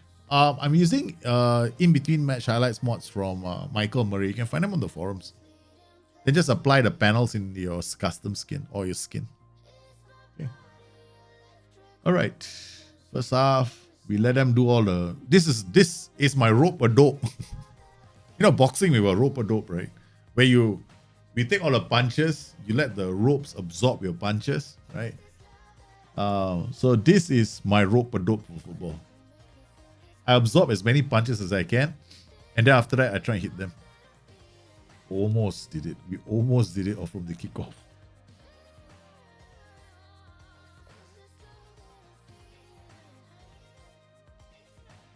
So while we type marking Trezeguet is not doing too badly. Okay, let's go in. Let's track those fellas a bit more. All right. We got this player.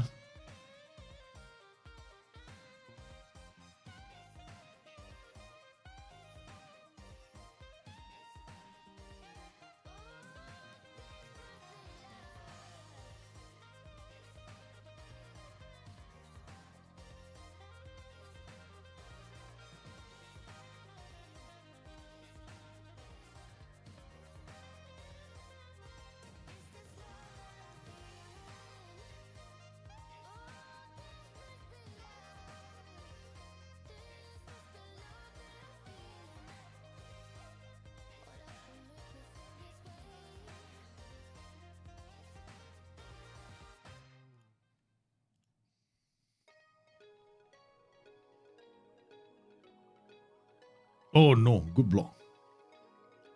Don't let him take a shot. Good block again.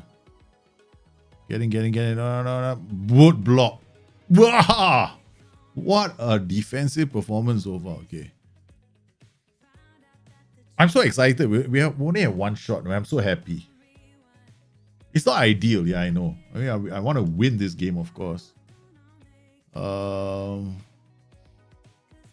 I don't have many options on the bench, man, right now. 6'8", 6'8", 6'8". Lyle Taylor. Even on the... Oh, this is it. This is what we have. Fit for this game. Is it possible to play a low block with a good team?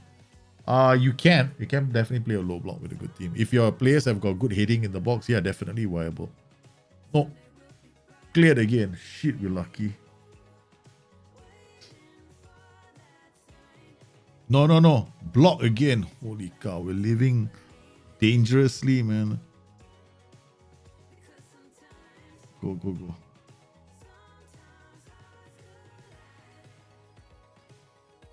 Okay. I'm gonna drop this. Not gonna give up the flanks anymore.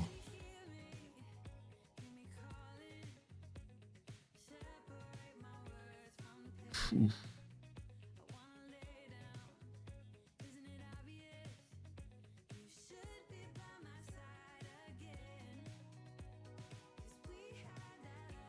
Ah, man.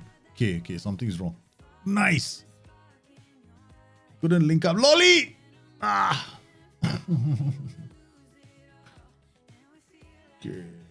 We don't have a... Kai Shearhouse is injured, which is one of the reasons we stopped. Shit. Which is one of the reasons we stopped. We can't use this system. That's one of the reasons why I'm using this.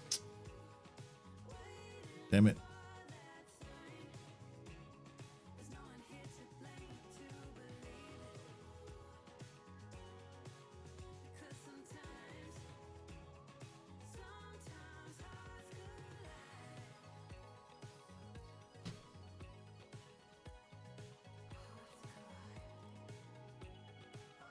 No, block it. Okay.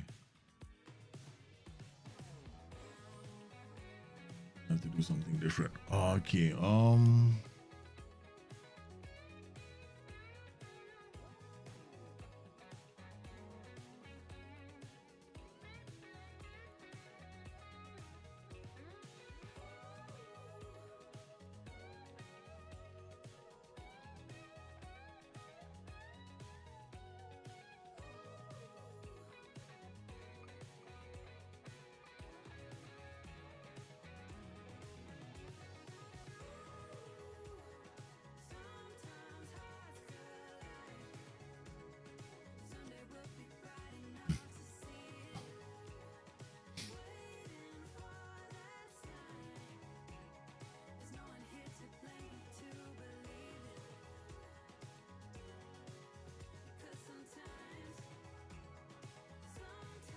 We didn't play well this game. We just completely Aston Villa just played too well.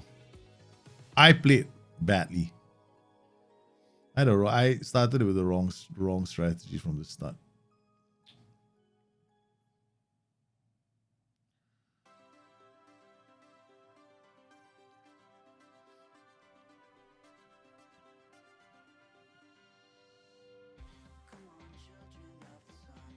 But there is definitely a way back in this. Okay, come on.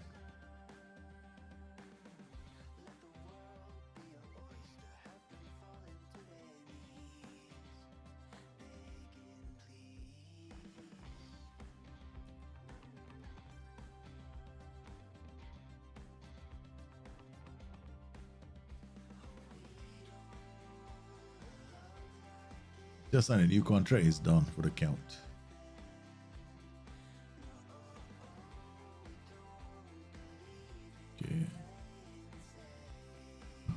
Okay, let's do something different.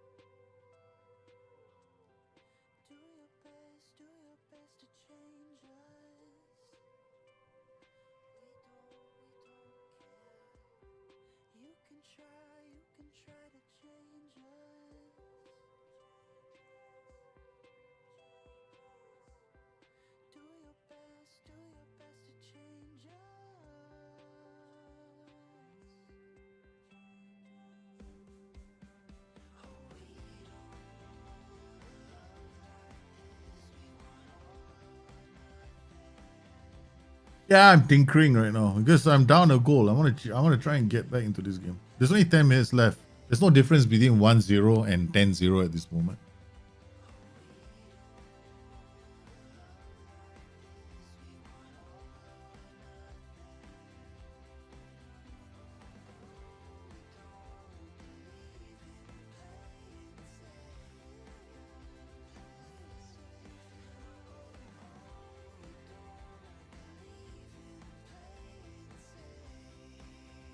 Oh no, he's talking to. I thought he was gonna get sent off. When did he sign Shepard? Last stream.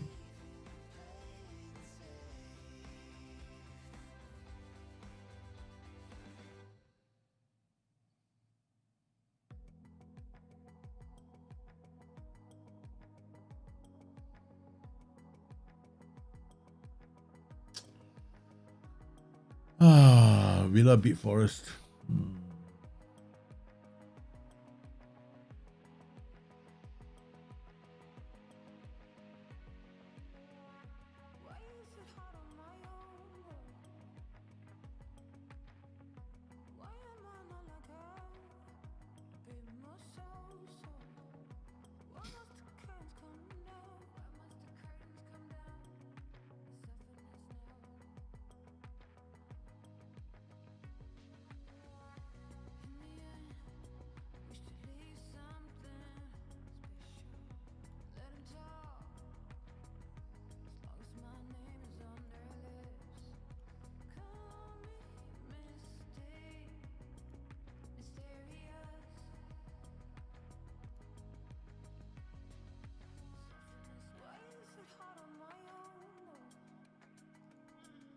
Oh, you see what happens when you start going on a bad run? Your partnerships break up. Then players start playing badly. They got loss of confidence. This is what happens. So people notice this. This just shows that the team is not. It's not that you got to change players. It's just your bad run, right? Now you got a bad run. Your partnerships are gonna start struggling. Problem is, ever since Kai Shearhouse got injured, I got problems with both my target men. Both my target men are now injured.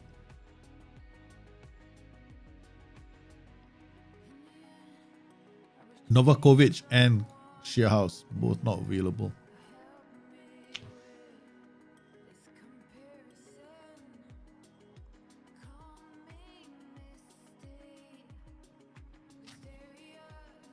The other option is to abandon this tactic now, which is what I've been toying with. I mean, we've been going through this run at the moment, right? And we already qualified for, we almost qualified 5 and 5 in this group, Nottingham Forest and Milan. This is a very tight group. There's 2 more matches. All 3 of us can qualify. So I got 1 more game against Fulham, and then we play Milan. Now, the problem with the 4-2-3-1 is because it's got a high, it allows too many shots. The option is for me to go back old-fashioned 4-4-2. I clear this slot, create a new tactic. Did I go 4-4-2? But do I have 2 strikers? Oh, both injured. I only got Myton and Lyle Taylor. Not really working. Okay, so that won't do. So we gotta go with something that I have players for at the moment. So it's gonna be a 4-3-3 DM narrow. Or 4-3-1-2. No, fullback's not that good. I'm gonna get overrun down the flanks. 4-2-3 4-3-3 DM, right? So there we go. Okay, so we can use this. All right. Okay. So what I want to do is I want to create the tactic in such a way that I can maximize Dominguez as well. Right. So Dominguez can attack this area of the pitch. They got wing as well. So but wing is in a 4-2-3-1, and I just gave him a new contract.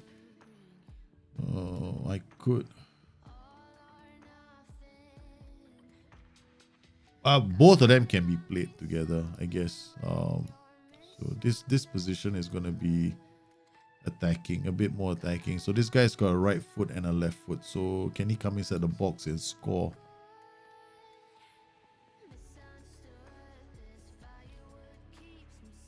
Left foot very strong, right foot. Left foot weak, right foot very strong. Okay, so he's gonna come in from here, then he can score from this position. Okay, so we're gonna use this as a... I'm gonna set up the center first before I worry about the rest. Now, if I put him Mazzala on attack, he's gonna end up in different areas. So I'll put him a CM on attack, so he will actually drive towards the box. Then this role can be something that holds on to the ball and works with him. Or we can use advanced playmaker on support. You can hold up the ball, but too many moving. There's too many moving parts here. So we got 1, 2. Then I can get this guy to bomb down the flanks, overlap. Or I can just use him to attack the middle and help us keep the ball. Okay, so we'll just do a lot of control on this side of the pitch. So I can do a fullback on support. We get further forward, or I can use what is inverted wingback, right? So both options. This position could be interesting. I could use a deep line playmaker from this position to spread play out, since I'm going to play with a middle block. Then this position could just be a basic ball winning midfielder on support. Okay. Now both these roles can be ball playing defenders. Okay, the ball playing defenders will help bring the ball forward, right? So we got ball playing defender, ball playing defender. Okay. Now we want this guy to score goals, and we want these two guys to score goals. So this guy becomes an inside forward and attack. This guy can be advanced forward. So this can hold up. They can hold up the ball. I can slow this area down with an overlap. So let's go get further forward. Now, if I go inverted wingback, it's really chunky in the middle with the occasional overlap. Yeah, okay. That's what we'll do. We'll do inverted wingback. On support, you go around, you got DLP here. Let's see how this flank holds up. This guy will be a sweeper keeper on support. Then we will do an overlap on the left flank and a focus play and a player defense. Okay, what now this will do is he will come into this area. It's risky on this side of the pitch, but we can definitely do an overlap down this flank, but not with an inverted winger. With an inverted wing back, not a very good combination.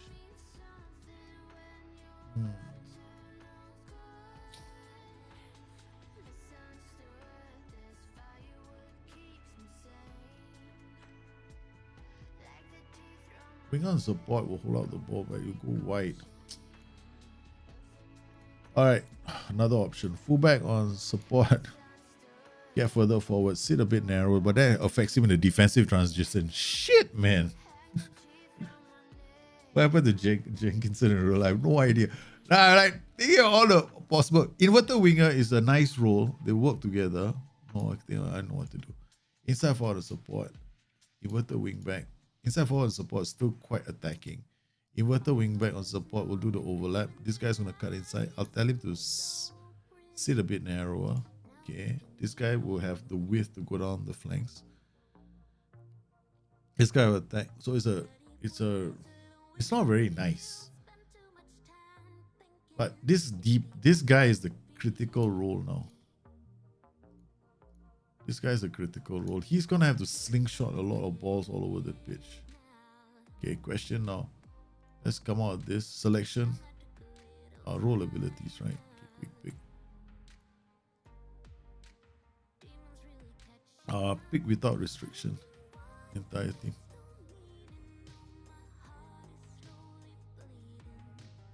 Oh. Wait, I thought pick without restrictions, just pick best 11. Oh, that's the one. Okay. Going to the Assman, this is my best 11. Okay. Lolly, right footed, comes inside. Left, moves to left foot before dribbling them. Okay. Alright. He can play on this side. Abdul Kadir is a new player. Dominguez will attack this way. Shepherd left as a ball winning midfielder. And Diallo as a DLP. Really? Since when is Diallo a DLP? Nobody here except for Ryan Yates. I can play Ryan Yates here. I can also put a white target man here. The white target man holds out the ball. This guy goes around. This guy can play slingshots all over the place. And it'll be Shepherd left. No, can't. This position now is the problem. Dominguez has killer balls. I can push him deeper. Push it like this. Okay. Yeah. Dominguez from a deeper position. Passing, vision, decisions. Tries killer balls. Plays 1-2. Dives into tackles. Runs with ball open. Okay. Uses the aggression to play. Shepherd left. Moves to right foot before dribble attempt. Not too bad. Comes in from the right foot and gets into the box late, can score goals. Okay. Diallo can do a bit of ball winning midfielder. And these three guys are the front three. Okay. So what we're going to do with this group, It's marked tighter for all three of them. This guy's gonna sit narrow. Okay. And he's gonna close on more. This guy's gonna do a split block. Mark tighter, tackle hard. No, okay, done. Alright, now we want these guys to help us defend. Okay, so because we're such a sad team at the moment. Okay. They will track the wingers. Not the fullbacks. Normally I track the fullbacks, right? But this time I want to track the wingers. So this guy is gonna track the left-sided player. AML. Depending on the formation I play, of course I have to keep changing it. Alright, so let's see how we do. Okay. In transition.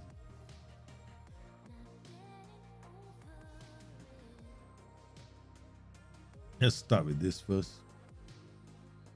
Fairly easy. In transition, regroup counter. I'll leave this alone. I'll adjust it during the game. Standalone engagement, gonna show them the flanks, use tighter marking. Or then if I'm doing tighter marking, why am I being such an idiot? Okay, do I have tighter marking on these guys? Remove. Okay. Alright. Okay. Alright, that's it. Okay. Plus 11. Let's go, boys. Training. Let's get them. So, okay, done. Shouldn't take us long. Most of the players are okay.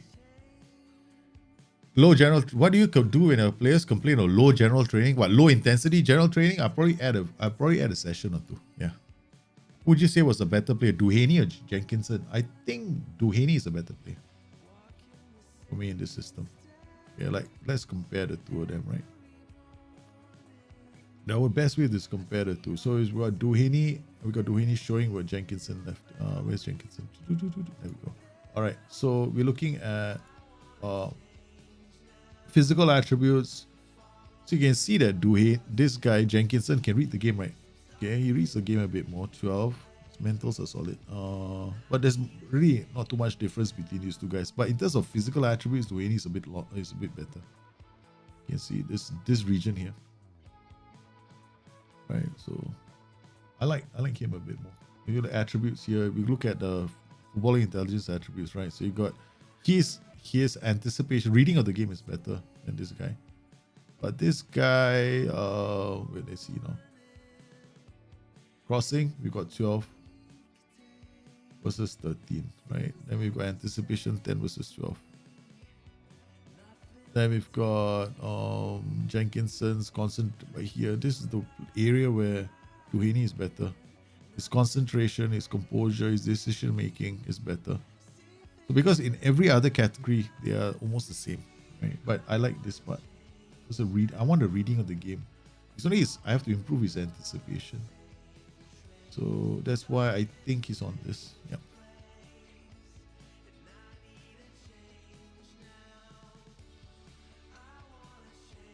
In-match analysis?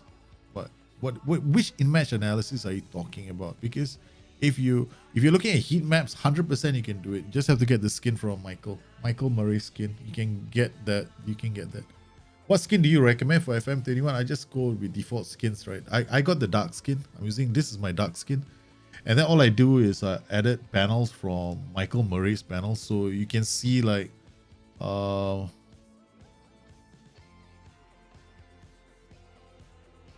you can add the panels and then you'll see I have 6 panels during the game, right? Including heat maps. So I can see heat maps during a game as well. So that's something that you might want to consider. Why do I have double attacking mode, idiot? They don't stack. See? They don't stack. I might as well do something different. Let's see. We've got attack, defend, attack, right? But you don't have match tactics. Okay, so we'll just put match tactics. Match tactics, done. Then we've got attacking, defending, attacking. Sorted. Fixture congestion, look at this. I like this, man. Got LZP, right?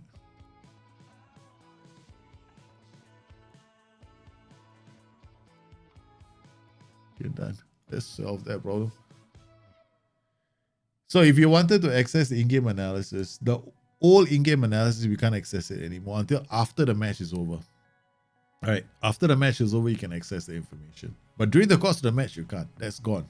That's impossible to. The SI felt that was too much influence, too much information that real managers don't have.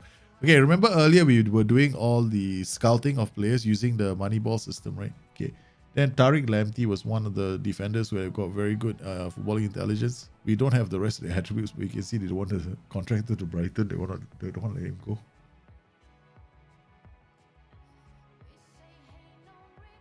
Oh, this guy is damn fast, man. What his position is the right back, right? God, the right back position. I'm always looking for right backs.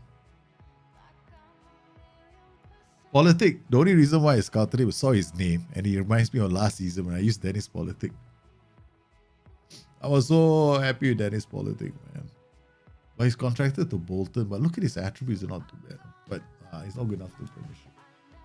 Then we got this other guy, Richie Housler, on loan from Rangers, also looking very nice. Let's see. Young players that I'm interested in.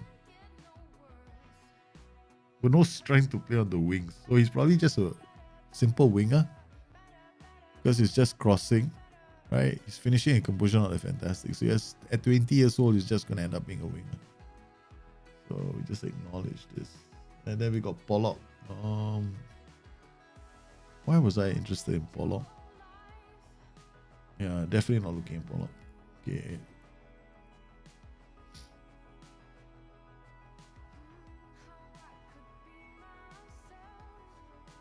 What is the idea behind my recent tactic? Seriously? Okay, seriously, it's because I lost a few players, right? So I'm having to depend. I've got Shepley, I've got Dominguez in my team, right? I got Louis Wing. So I want to use all those players in matches, different kinds of matches. Ideally, I wanted to play a 4. I have a long-term plan of playing a 4-3-1-2 once I understand my players a bit more. Because I want to play a 4-3-1-2. I have the players finally to play a 4-3-1-2. Right? So I mean, I could just go and play a 4-3-1-2 and lose as many games as I win. It'd be fun. But I think, should I play a 4-3-1-2? I finally do have the players. I got Diallo who can play. Oh yeah, I only have one holding player. And I've got Shepelev and I can play Dominguez on either side of that partnership. Why not? Why don't I do that? Yeah, why don't I do that? But then I can't use Abdul Kadir. Yeah, that's why I didn't do that. Yeah, I can't use Lolly. Yeah, that's the reason why they go 4-3. So basically I have these players and I have to create a formation that's suitable for these players. I've got Lolly, Abdul Kadir, Lolly, right? So these are good wide players. And then I got Maitan. I want to develop him. So that's the reason why I'm using these systems, because I can develop these players as well as play them.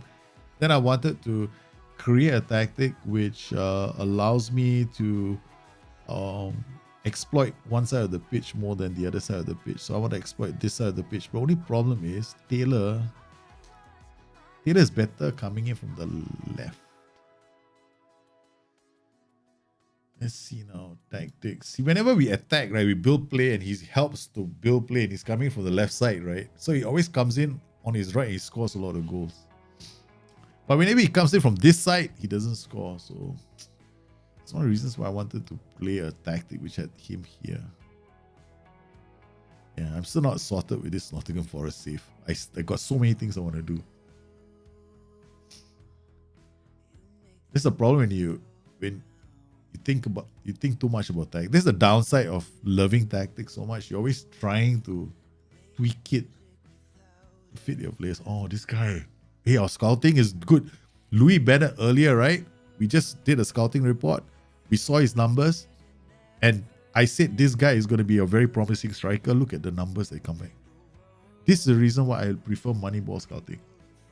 And we haven't even seen his attributes. So why don't we just go in there? Agent of availability. We don't know what his attributes are like. It's a surprise. We're going to open a box of chocolates. We don't know what we're going to get from this box of chocolates. Okay? You want to be interested? fuck is wrong with you?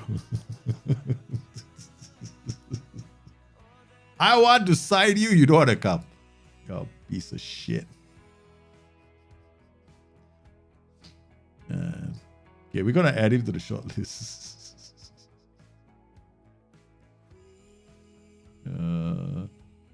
Let's add to short list youngsters indefinitely. Okay, we're gonna put a. We're gonna. Okay, we're gonna not look at his. Not look at his attributes. Not look at his attributes. Control note. Okay, you didn't see the attributes. Okay, good. Create note. Surprise me. Sign.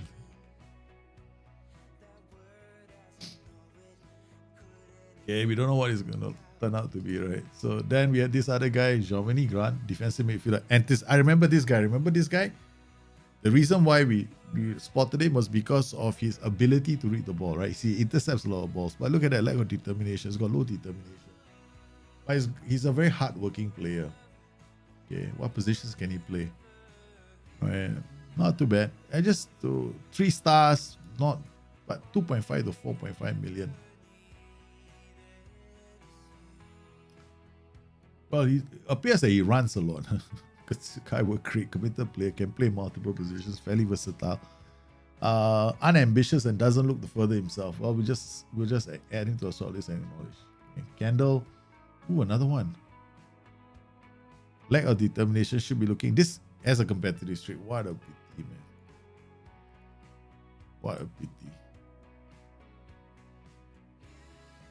He never came to you? Alex Myton, I want to develop him. The reason why I'm hesitating as well to play this system is because I really, really want to play a slightly different. I just want to go out there and I want to get the best out of Myton. Joe Lawley, I'll put Joe Lawley here. Joe Lawley coming on his left foot from this side. More dangerous. Okay, then we got options. Myton, white target man, 10 strength. This is really hoping for the best, man. This is like everything you're not supposed to do, I want to do. I don't care. Hey, Sivan, ADA, how are you, man? Everything you're not supposed to do, I want to do. I don't care. I'm going to make it work. I don't care. I'm being very stubborn right now. Jake Taylor, commander, you bloody useless piece of shit. Yellow trade report. It's worked.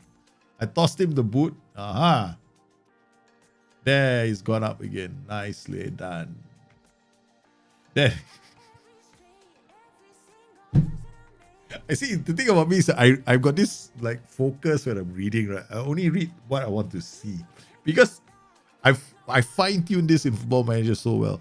Because I've got this, what do you call it? What do you call it? Tunnel vision, right? So I only look at the one you said. I don't know. I blur out everything else in my eye vision. So I don't look at top. I don't look at bottoms because I want to be surprised. So, he's done well in training. The next news item, he's injured.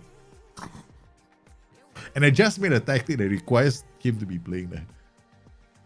It's just 1 or 2, 3 days. It's not too bad. Okay, speaking of which, we're going to have to... This is a good chance for me to play with Finback as well. Where's Finback? Finback, come in. Yeah. I'm going to give this youngster a chance. We promoted him from the youth team, right? So, in this system, I can play Finback as a ball-winning midfielder. Coppen. He cocked out, man. Buckley, another midfielder. Fairly inconsistent, competitive streak, this guy. So, over time, I'll build up a new shortlist for next season. All the youngsters I want to sign. All English team, man. This team eventually be all English.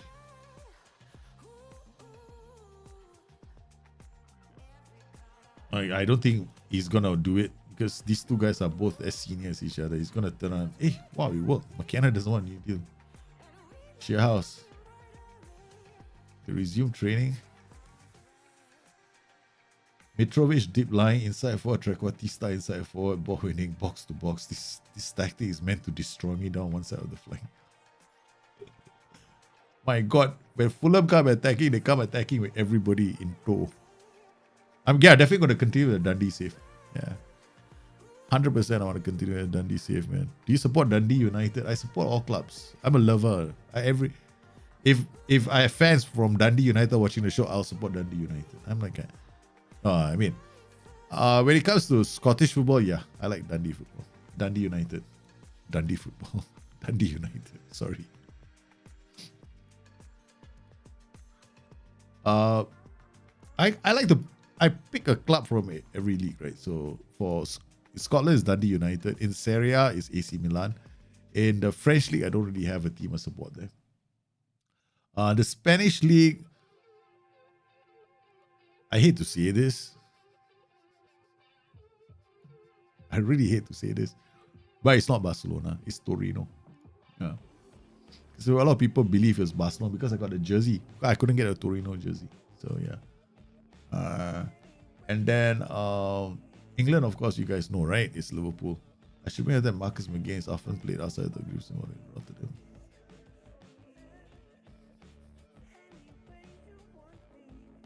So I went to check about why he's being played out of position. And I'm going like, even the manager there is going, hey, he can play every position on the pitch, man.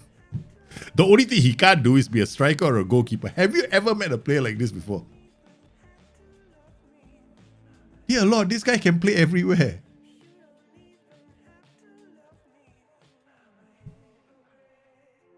Boss, yes, you want me to be AMC? I can. You want me to be a fullback? I can. You want me to be a defender? I can. We need a defender.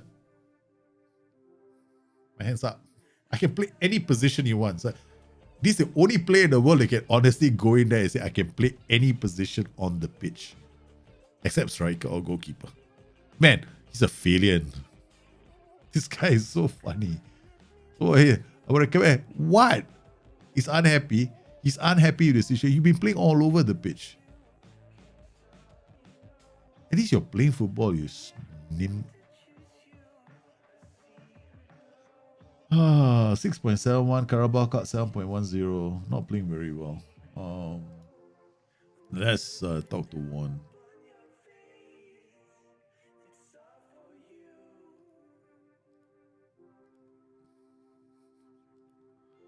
Southampton, Parma, Nantes.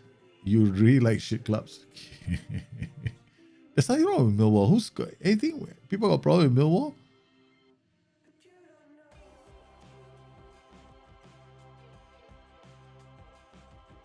Yeah, you can. I can. With I play Sporting. Sporting, I do enjoy the game. I have to play different saves as well because that gives me a chance to see different things in the game, like training, tactics. Okay, here we go, man. Against Fulham, do we have 11 players to take to the pitch? When you were a kid, wow, you forked out 85 euros for a Ronaldinho shirt. That was all my money. I don't blame you. We all do that when we were kids. But I was different, right? So I remember I had all my savings back then and I went on a holiday. And the first thing I did was went to a comic book shop and bought all the comics from the shop. My father just couldn't understand me at that point. He said, these are all your savings. And he just got, yeah, but Dad, they don't have this comic. They don't have this. They don't have this. I was a comics junkie when I was a kid.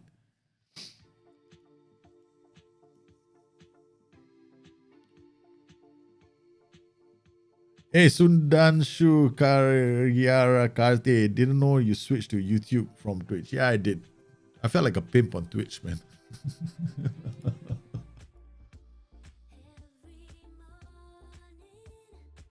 But I still do stream on Twitch, but not as regularly. Like once a week, that kind of thing.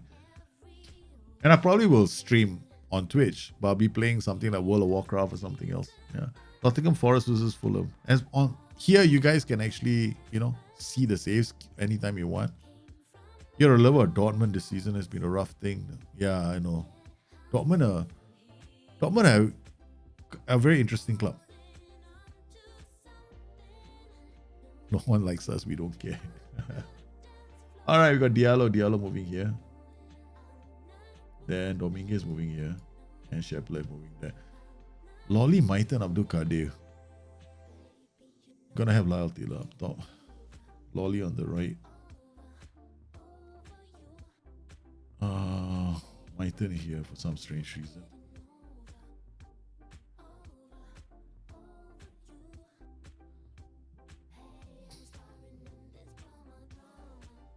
Joe Worrell in defense.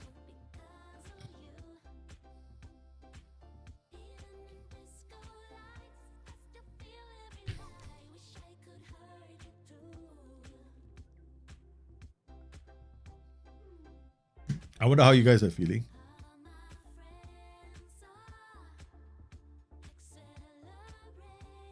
I'm doing well. At the moment, not really. It's just having I'm just suddenly, all of a sudden, this is, I don't know, maybe it's just something else. That's felt funny. Still feeling funny. Let's hope I don't get too excited when I'm playing the game. But I just got a complete medical, like, okay from the doctors. Let's go, boys. Okay, so no sideline, no, it's too dark. We're gonna watch this on extended. We're gonna watch this on comprehensive. First 15 minutes to see the first build-up player. I see that we're doing okay. Anguissa. You're not too bad. The shape looks okay, man.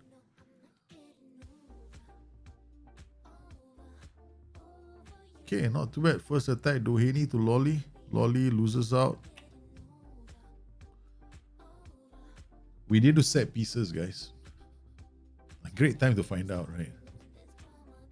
I haven't done a single set piece yet. This is the way I play the game. I'll just like worry about this, like pre-season all over again. We get a tactic right first, then worry about set pieces later.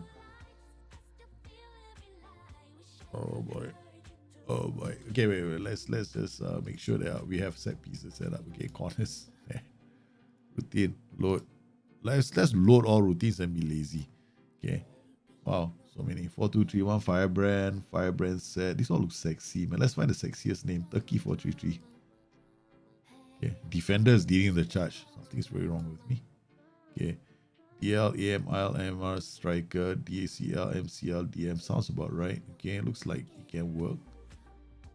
Maybe we'll get this guy to Myanmar. Okay. Done. Alright. So then we do the right one. Okay, so we'll just save this. Forest. Then we go flip it on the other side. Forest 2. Done. Okay. Let's take the defenders and swap them. Okay. Then attack. Change corner takers. We want the two wingers to do it, right? Okay, so Joe Lolly, Alex Whiten. Okay, done one side. Okay. AML. Then we do one guy outside the box. DCL here. We put a striker here. That's one side. Then right or left. We're gonna do short. Okay, right. Short. Boom, boom, boom. DM, striker come here. DC come here. AM can be here. DM can be here. That's done. Short. Done. We got 3 here. 2 here. 3 here. 2. Well, looks about right, I guess. Okay. Change corner, kick taker right. Done. Change corner, kick taker left. Done. Okay. Confirm changes. Let's go. And then we'll save the tactic. At least if we lose this match, the set pieces were done. Really fast, boys. My turn. Come on, my turn. Oh, too far. Tempo is too high. Okay, you gotta change the tempo. That was just a bit too high. That bit too high. Hey, the guy didn't even have time to get there. The keeper's already kicking the ball. We gotta ask the keeper to slow down. Hey, Pasinato. Claim the ball. Command of area, excellent for this match. Okay, set piece looks okay. Are we playing defensive with narrow? That could explain why we're seeing a lot of balls in our third. Okay.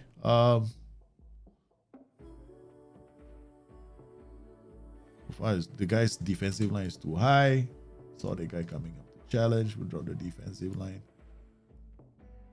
Lower line of engagement. What's the opposition outside? Okay, let's just do this. Okay. Give a higher line of engagement. See what this does to a tactic. Okay, shorter tempo. In transition. Regroup counter.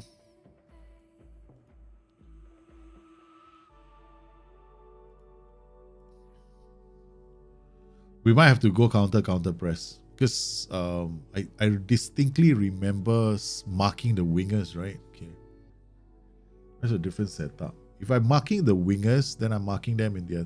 I'm marking. I'm tracking them all the way back instead of putting a pressure. That's like a different tactic altogether. Hold on. I gotta create a second version of this tactic. So one it could be for the low block, one could be for the high block. Okay, forest. This is the forest low.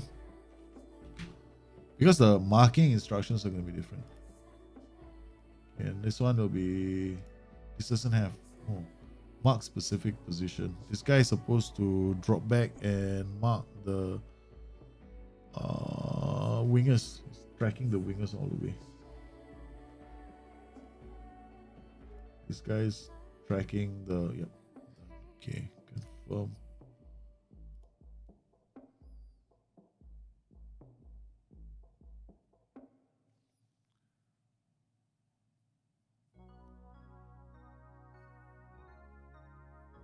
Is there a benefit to having coaches the same time? Can't be bothered with coaches the same stuff. There's one feature of the game I don't waste too much time with. I'm more interested in the personalities, the attributes. Yeah.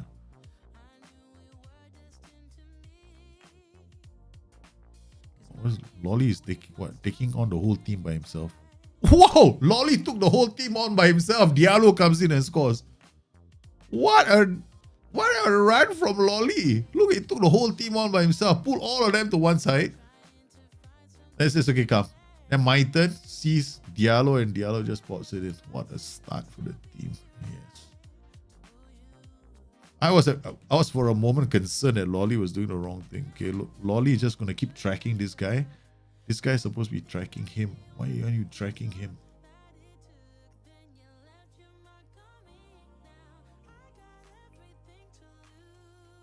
Unless you're playing something else. Check this. Okay.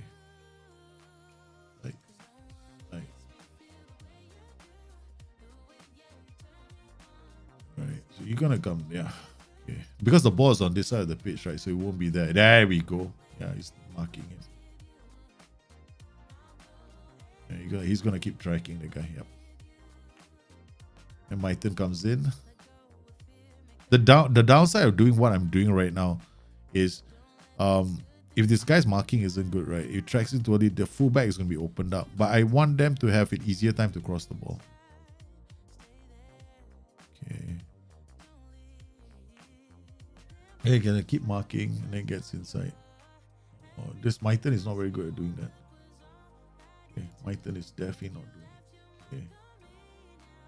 Alright, so we're gonna drop this because he's also sitting narrow. So I'm gonna unlock that.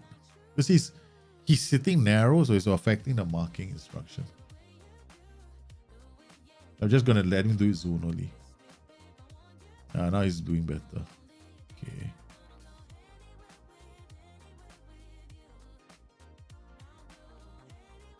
He's gone to pick up this guy. Okay, that's not too bad.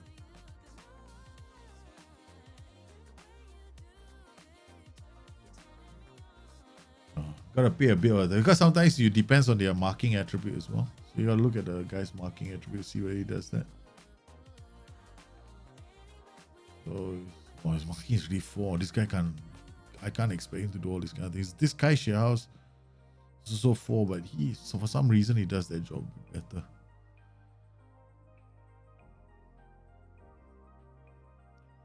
Okay, Shepherd left. Alright, now I'm gonna create a second version of this. So we got this, ball into box, low crosses. This version, okay, slightly. This one is gonna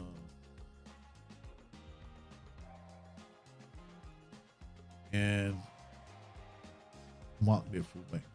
Okay, done. All right, this version is. Version has a mid block. All right.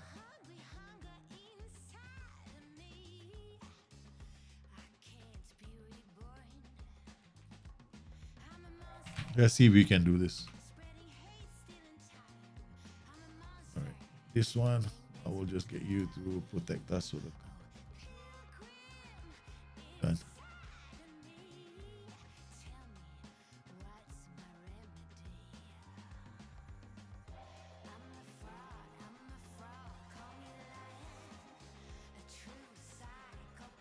The role has to change. Pressing forward, another thing.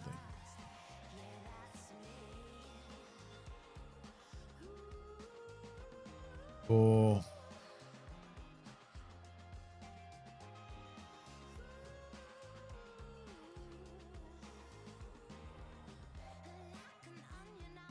Okay, done. My two tactics. Okay, done. So one tactic is for like a low mid block, and the second tactic is more movement orientated against sides that are giving me space, right? So I can go camping against them. So this second tactic is the camping version. Not really camping. Yeah, it's more or less a higher possession, the one where I try and control the game in the opponent's third. The first tactic, I just have to drop the line of engagement now, and that's a bit more defensive in orientation. So I can switch between both the tactics later. Okay, done. All right, so what I'm going to do is I'm going to load this. Load the, what's it called? The Forest Slow, right? Okay, that's good. Okay, so we're going to change this.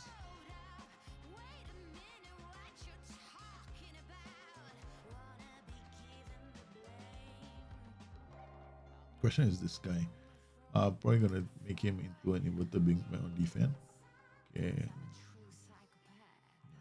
I'm just leaving this like that. Okay. We're going to do it standard. No player defense.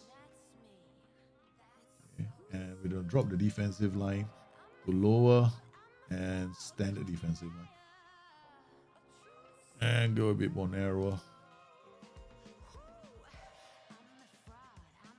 This guy should be further forward, so it's a bit more closer to this side of the pitch, so you can give them some support. Okay, that.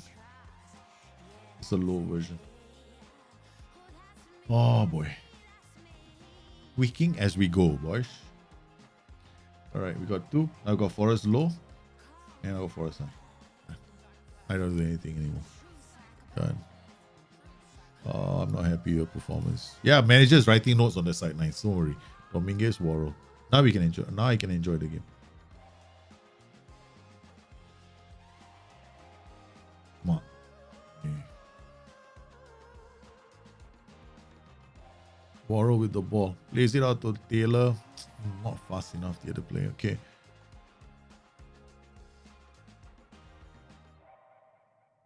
The danger is this guy with his he's not marked. Damn it. I gotta fix him in this tactic. Okay. Because if we sit narrow, that's the problem right now. I gotta remove the sit narrow and just give him, make sure that the right flank it's got the fullback covered.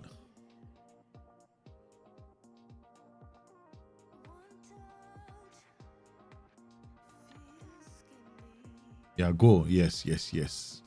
My turn. Okay. It just makes my counter attacks a lot weaker because my turn is always going to be tracking back.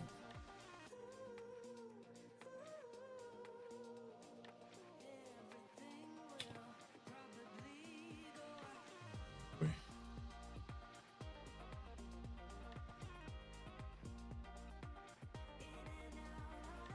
Oh, that's near post. Whoever is jumping didn't do a good job. I did choose the right player for near post.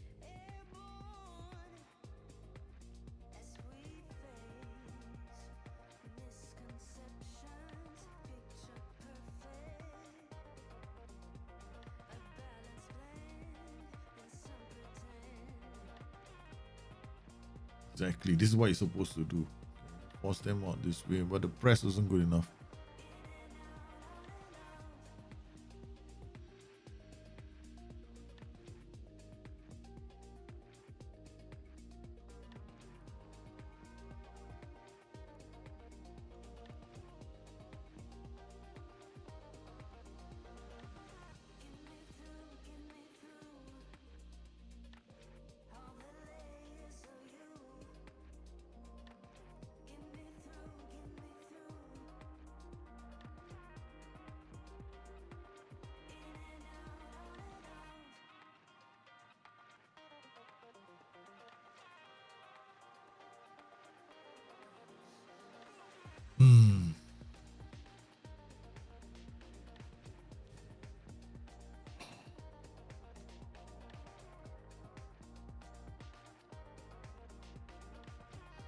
Okay, now we go key highlights.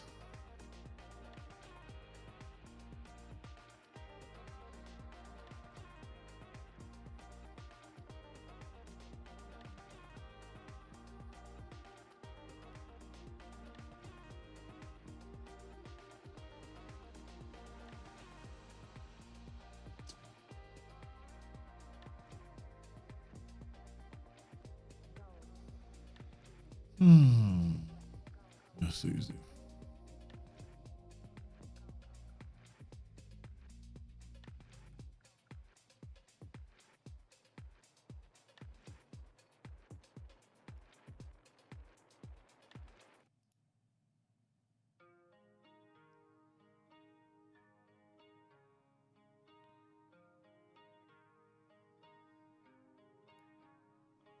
Right defense, please. Thank you.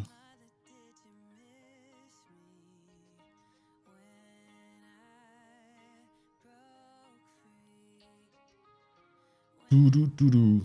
Come on, Papi Powers. Took us a while to tweak this. Hopefully for the next game you're fine.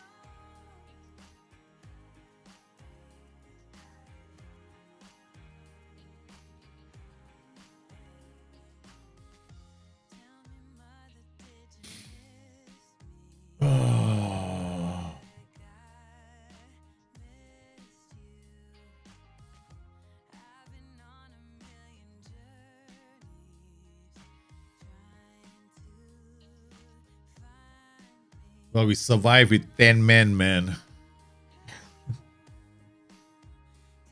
Diallo goes out center. Don't know, whole tactic just went sideways.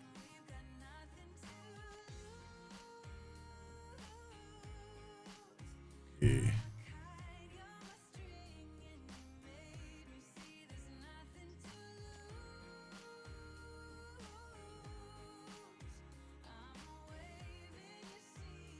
Now we play AC Milan.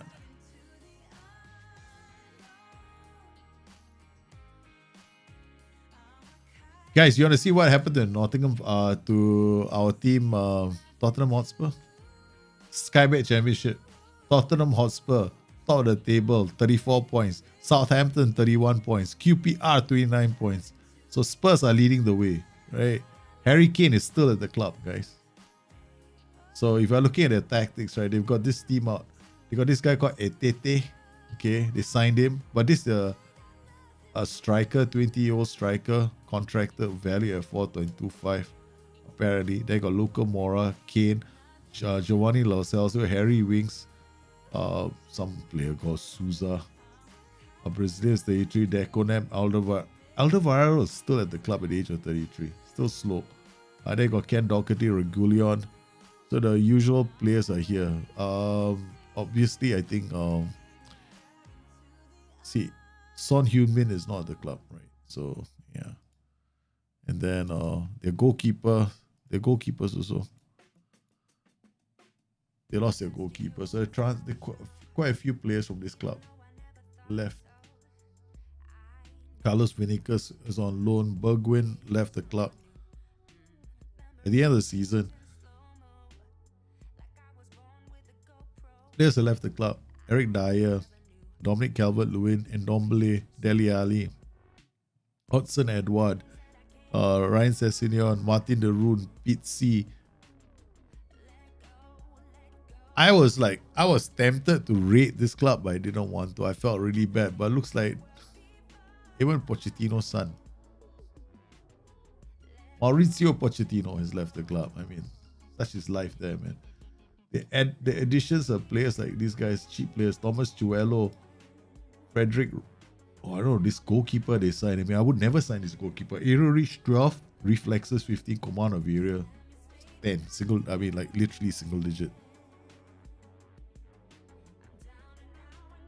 So it's a pretty sad situation we find Spurs in. Okay, guys, now it's make or break time, man. This is the match. So we've got okay, so I got my 3 tactics, right? So I've got fly by wire mini. Where is it? Fly by wire counter, this one. Then I've got the Forest low and the Forest high. And then we got Forest high. Okay, so we got 3 tactics. So against Milan, we're going to use this at the start. Maybe white target man is something I want to avoid for this. I'm going to go fullback support. With the winger. Just change the tactics slightly. Yeah, we're going to use this against AC Milan.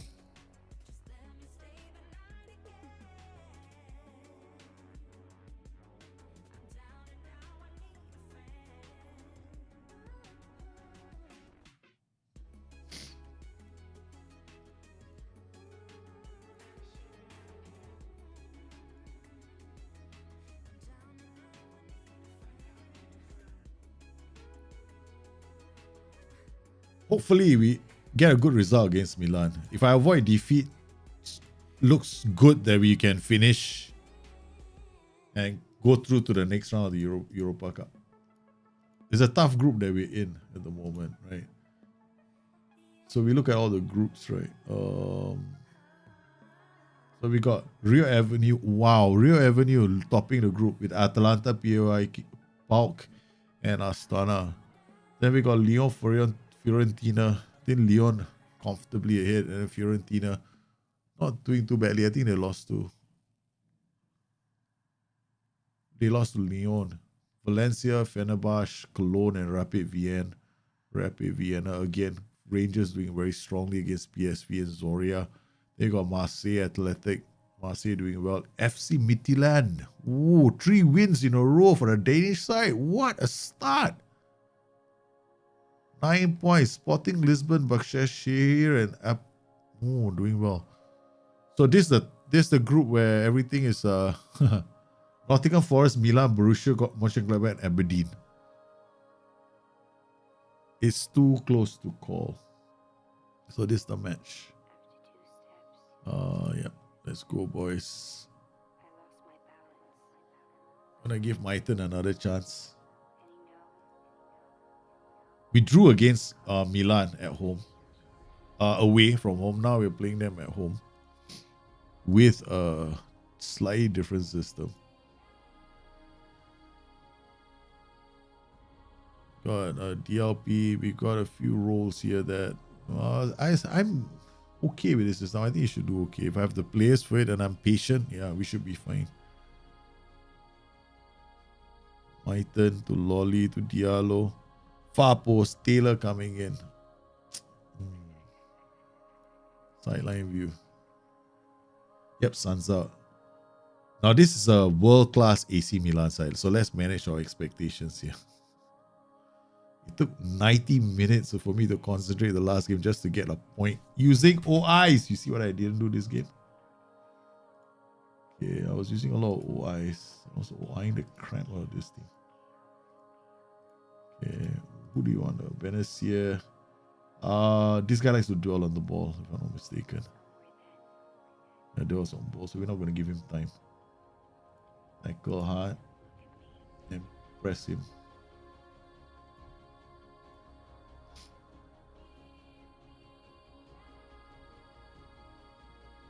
point. That's our goal.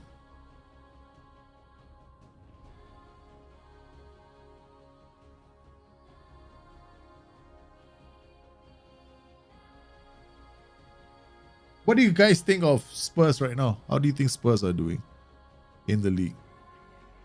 All you Spurs fans, are you happy? Just things just don't seem to be going right for them at the moment. Or were they the weekend's results, or were they just getting ready for the match against Wolfsburger? Yeah. Good to see from Patino too, man. The only, Brendan Rodgers is the only really interesting English manager for me at the moment. What he's doing with Leicester City, yeah. Okay, so far, pretty even match. Maiten, Dominguez out to Robinson, but he couldn't get the cross in. Right. Okay, we're gonna have to talk, see what is wrong with this boy. Complacent.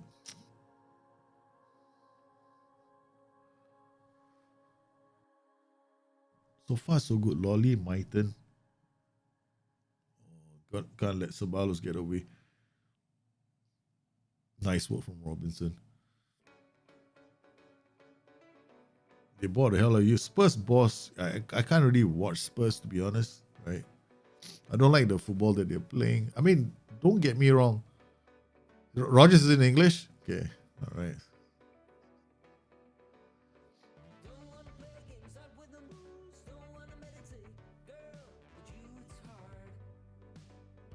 I think that's one of the reasons why Jose has never been fired, right? His payouts must be huge.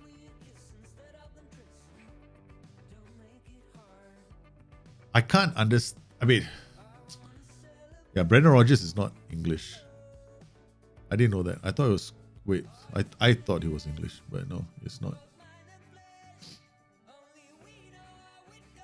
So far, so good. Nottingham Forest 0, Milan 0. Gotta just keep this going for a while and depend on staying tight, using opposition instructions and position man marking. This guy is striking. I'll get him to track now. The fullback on the right. And this guy is already tracking somebody, right? So he's tracking the winger, and I want him to track the fullback on the right. Because they're gonna start coming forward now.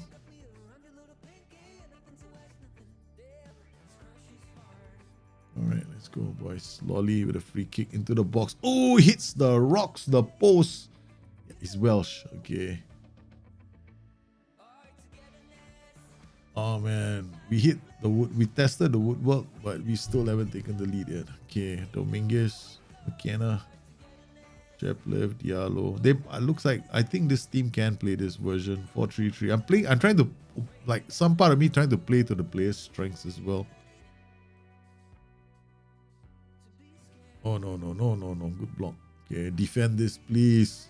Oh, man, I forgot to check the near post. Who's the near post here? McKenna. Joe Worrell should be the near post, man. But try to get a decision. Who do you put in the near post and the far post?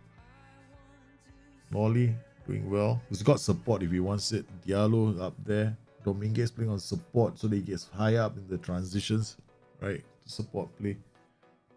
He's British but not English. Yeah.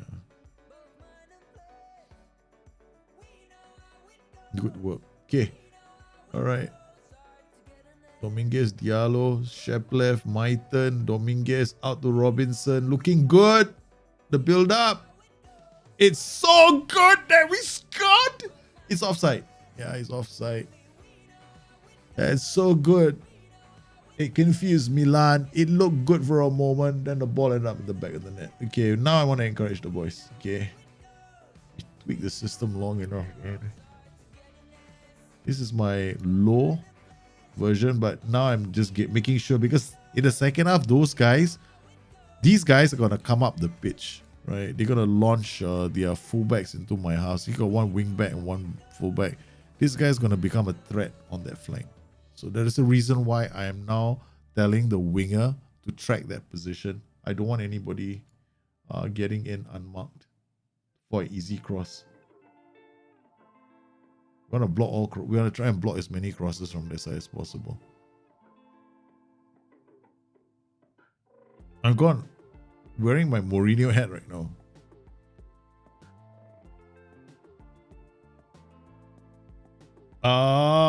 No. No. Panacea is away. We got instructions. Yes. Legend Liu, the family is doing well, man. Thanks for asking. It's called the United Kingdom of Great Britain and Northern Ireland. Northern Ireland, not British.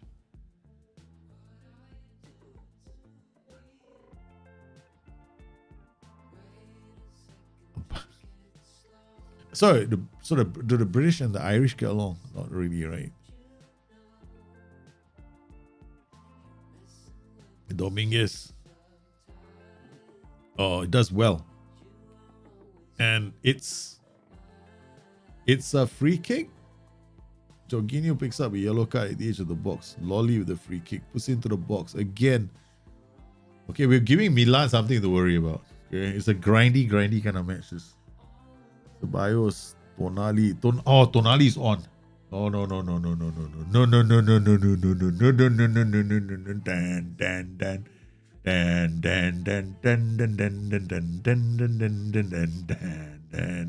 Never let Tonali. I cannot allow Tonali to receive the ball later. Tonali's got one wicked long shot. This guy can put it out. He can put it from halfway. He's got like 15 or 16 for his long shots, right? 14, yeah. But he's got absolutely good technique. 16 as well.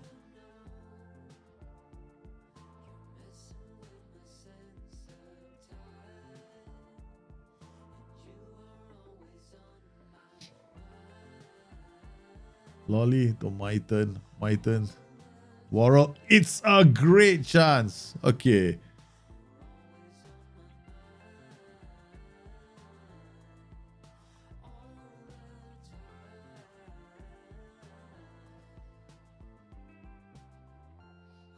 Alright, guys. Yeah. We got Ceballos now. 63 minutes. Not too much time left in this game. Oh, the kids are at the door as well. So I gotta go. Yeah, the kids are almost here. McKenna out to Dominguez. Shapley. Maiten. Oh, Taylor is through. Taylor scores. Yes. AC Milan 0. Nottingham Forest 1. Dominguez to Shepelev. Maiten. What a pass from the youngster. The defenders misread the header and Lyle Taylor was through. We just needed one mistake and they made the one mistake. Lyle Taylor coming in from the left side. Was banging on that. If Lyle Taylor comes in from the left, he'll score. If he comes in from the right, probably not. So I got to set it up nicely for him. Okay, alright. So Diallo is on a yellow card. We get Finback, the youngster. Ryan Yates will come on. We can protect this lead. Now it's a question of keeping the lead. Okay, so time wasting, tempo down, work ball into box. Yeah, maybe. Okay, we're just gonna leave it like this. 9 minutes left. This is a bad result for Milan because it opens the door for Borussia Mönchengladbach.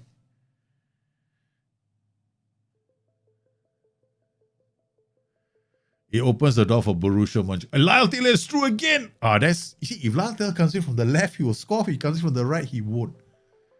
Damn it. It's a great result for Nottingham Forest. Again, Worrell with the header. Oh, no worries, man, Grave. This is it, man, Andy. Come on. With 2 minutes left on the clock. We are about to pull it off. This is a complete OI massacre. I massacred them with OIs. Yes! They have been shut down with OIs. I'm so proud of the boys. Look at that. Nottingham Forest 8. Milan 5. Borussia Mönchengladbach 5. This is Aberdeen with a point. Oh no. What happened here? Aberdeen drew with Borussia Mönchengladbach. This is going to the wire, man, for them. Aberdeen have surprised everybody with a 1-1 draw. Sporting Lisbon 4. Okay, FC Midtjylland, they definitely qualified. Anderlecht, Maccabi Haifa, oh my goodness, Athletic Madrid lost to Marseille. Arsenal 5, Karabakh This is a hammering. But we did it, man, guys. We're almost through to the next round. Almost through. We just have to make sure we finish this, right? Ooh, this was a masterful win. I'm so happy with this win. We had to keep them shut. We had to deny them easy goal scoring opportunities. Their XG 0.43 or XG 0.89. Not that fantastic. It was a grindy match. I played this version. I played Forest low, right? So essentially the whole idea here was, but I had the higher defensive line and a high line engagement, which is a bit scary for me. I was considering dropping this because I would want to play standard or lower, but I felt like if I defended further up the pitch, it might be better. But to counter any possibility that they had easy chances, we used a lot of this. We were heavily using OIs in this game, right? And then we also used I combined OIs with specific position marking for this match. So we did this. So to track their fullbacks when they come into our half, so that the fullbacks don't get easy crosses. Right? So we started the first half with wingers. Remember, we were tracking the wingers. Then in the second half, knowing that they're gonna have to put in more, that means they have to try and come at us for the win. I went to I switched the specific position marking to their fullbacks because they will probably get their fullbacks high up the pitch to get the equalizer. But it was enough. It was enough, guys. That result got us the most important result for us. Europa Cup. 1-0 win over mighty AC Milan. The favourites in this group. They're not going to be the favourites to go through, man. Because the next round of matches, we have Nottingham Forest travelling away to Aberdeen. Can't knock out the Scottish side. They're damn good. Then we play Nottingham Forest play Aberdeen. I get a positive result. We're through. Then Nottingham Forest versus Borussia Mönchengladbach. So Milan have to finish things off against Aberdeen. If they can beat Aberdeen at home and they can beat Borussia Mönchengladbach, they too go through. But next week's match between Borussia Mönchengladbach and Milan is going to be all for it, man. Anyway, guys, I got to go right now. The kids are almost at the door. I want to thank everybody for coming in. I want to thank you, the guys who's also jumped in and, became members of the channel. I want to thank you guys for subbing to the channel as well. So if you want to support this stream, you can always become a member of YouTube. You get access to our Discord. And also, you can support the work through Patreon as well. And if you can't do either one of them, it's fine. Just hit the like and the subscribe. Hit the like button on the video. That helps a lot as well. The kids are at the door. I've got to go. They can be quite a terrible twosome if they are left alone with the mother. And the mother is stressing out nowadays. So I want to thank everybody for coming into this stream. You guys have been absolutely fantastic. I hope the start of the show where I explained SuperScouting and how I scout helped you guys out. And the strategy. And also we crafted a new 4-3-3 along the way. There are two versions of the 4-3-3. One is a bit of... And this was designed basically with the players to sort things out. I think we tweaked the tactic towards the end. We stopped using Maiten as a wide target man. Just use him as an inverted winger, so he sits a bit tighter, and then he can play those creative passes with his right foot, and it actually worked. He actually played that pass. For Lyle Taylor, they made a mistake at the back. We went on to win the game. Fortunate? Definitely. So I want to thank everybody for coming into this stream. You guys have been absolutely fantastic. I hope you enjoyed the show, and I'll see you guys again soon. You guys take care. Bye-bye.